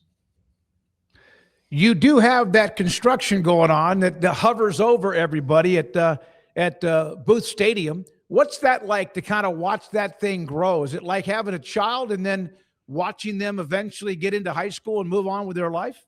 Well, I should take my computer here and tilt it out the window from my office here, David, for you, because right now the east side is nothing but a flat construction site. You probably can hear some of the banging. There's about 3 cranes out there. It's exciting, but we're going to play in a partially completed east side next year and then fully completed for the 27 season. Phase 1 was $450 million, which I think we talked about here before. To see the investment and what this is becoming is really special. You had mentioned Andy Koldnicki earlier. When Andy came back, he could not believe the facilities that we have now. and really kind of comparative from where he came from and stuff. Maybe not as big stadium wise, not as things, but the day-to-day resources for our student athletes right now take a backseat to no one. You go ahead, Paul. Well, Coach, I'm going to be in Lawrence on Monday. My wife and I and my brother-in-law and his wife were coming to the big Monday game against Houston, so I can't wait. The last time we were there, you guys had just started on the first part of the project, so I can't wait to see it. Yeah, and I don't know what time you're arriving in that, but as you know, Andy Ice here set this up. If you can make it on by, we'd love to take you through and show you where. Oh, yeah, absolutely. What it's done, we'd love to show it to you. Get a chance to see it and you kind of see where we are in phase 2. Lance, last question for you. You have won wherever you've been. You helped rebuild Buffalo. You had the 9-4 year 3 years ago. You win. How have you been tested the last couple of years? Because the Big 12 is filled with, you have those 3 or 4 games that could make it a difference between 8-4 or 5-7 or whatever. How has this tested you? Yeah, that's a great question because obviously we've come up a little bit short. You win 9 games, expectations change quickly. And the expectations of Kansas football has changed, which is exciting. And the part of it is that we've come up short in some of those closer ball games. And it's really kind of forced me to look at the little different things from how do we practice? What's our schedule? How do we stay fresh? What's causing it from recruiting? And it's really caused kind of again, we're not going to compromise from our basic beliefs of fundamental things on how to run a program, but we're looking and tweaking at things to find a way, like you said, in this ultra competitive conference to put ourselves on the right side of that. And again, that's it. It's good. It's challenging. And like I said, we embrace expectations and want that to be something that we're ready to go for this year. And I know we will be. I know you got a lot on your plate, man, and we appreciate it. We're a fan of what you do, and we love it when we have you on the show. We'll see you hopefully in July at Big 12 Media Days, and thank you very much, Coach, for your time. No problem. Let's get together again if we need to before then. But as always, our time at Media Days has always been great. Have a great spring, guys. Thank you. This is 365 Sports. Thanks to Lance Leipold. Thanks to Andy Ice for helping get that together. Paul's going to see them Monday when he goes to KU to watch that big Monday game and take a tour. Retired stockbroker, $2 super chat to close it out. Go Cougs. Eat them up. Make the state of Texas proud. And also Bobby B. B.U. Drew with a $4.99 super chat. We appreciate you as well, Bobby. And Scott Drews, he's trying. You could tell, man, he's beating his head against the wall. And he's as popular, or he's as positive a person as you'll ever meet on this earth. All right, wrapping up the week, Logan Bagesti, thank you, sir. And Brandon Rowe, who we just had a great conversation with, so many moving parts, Garrett Ross and Andrew Valade. Craig, anything to wrap it up? Say goodnight? No, just looking forward to watching the Olympics a little bit more this weekend, as we're going to have that in our rear view here pretty soon. And then some great basketball games, and obviously the Big 12 is always going to deliver when it comes to the basketball matchups. So we got, I know Paul will be out for one of those big matchups coming up on Monday. So Paul, enjoy your trip. And well, there's only one way that's going to actually successfully happen. No, if you get there and watch a great basketball game at a great arena. In the meantime, we'll get Houston and Arizona tomorrow, so that'll be a lot of fun. And then Iowa State BYU is another top 25 matchup, so a couple of those tomorrow, and then we'll get Paul's feedback on Tuesday as far as Kansas goes. I'll be back on Wednesday. So Wednesday, okay. The game is so late, I can't get a flight until like noon the next day. Gotcha. Yeah, because it's 8:00 tip in the Central Time Zone. Yeah, that's those big Monday games. Yeah, you're right. I remember we used to cover them at the Farrell Center and also Foster Pavilion. USA Soccer wins. Canada wins. They'll play each other Sunday morning for the gold medal. Paul, thank you very much. Craig?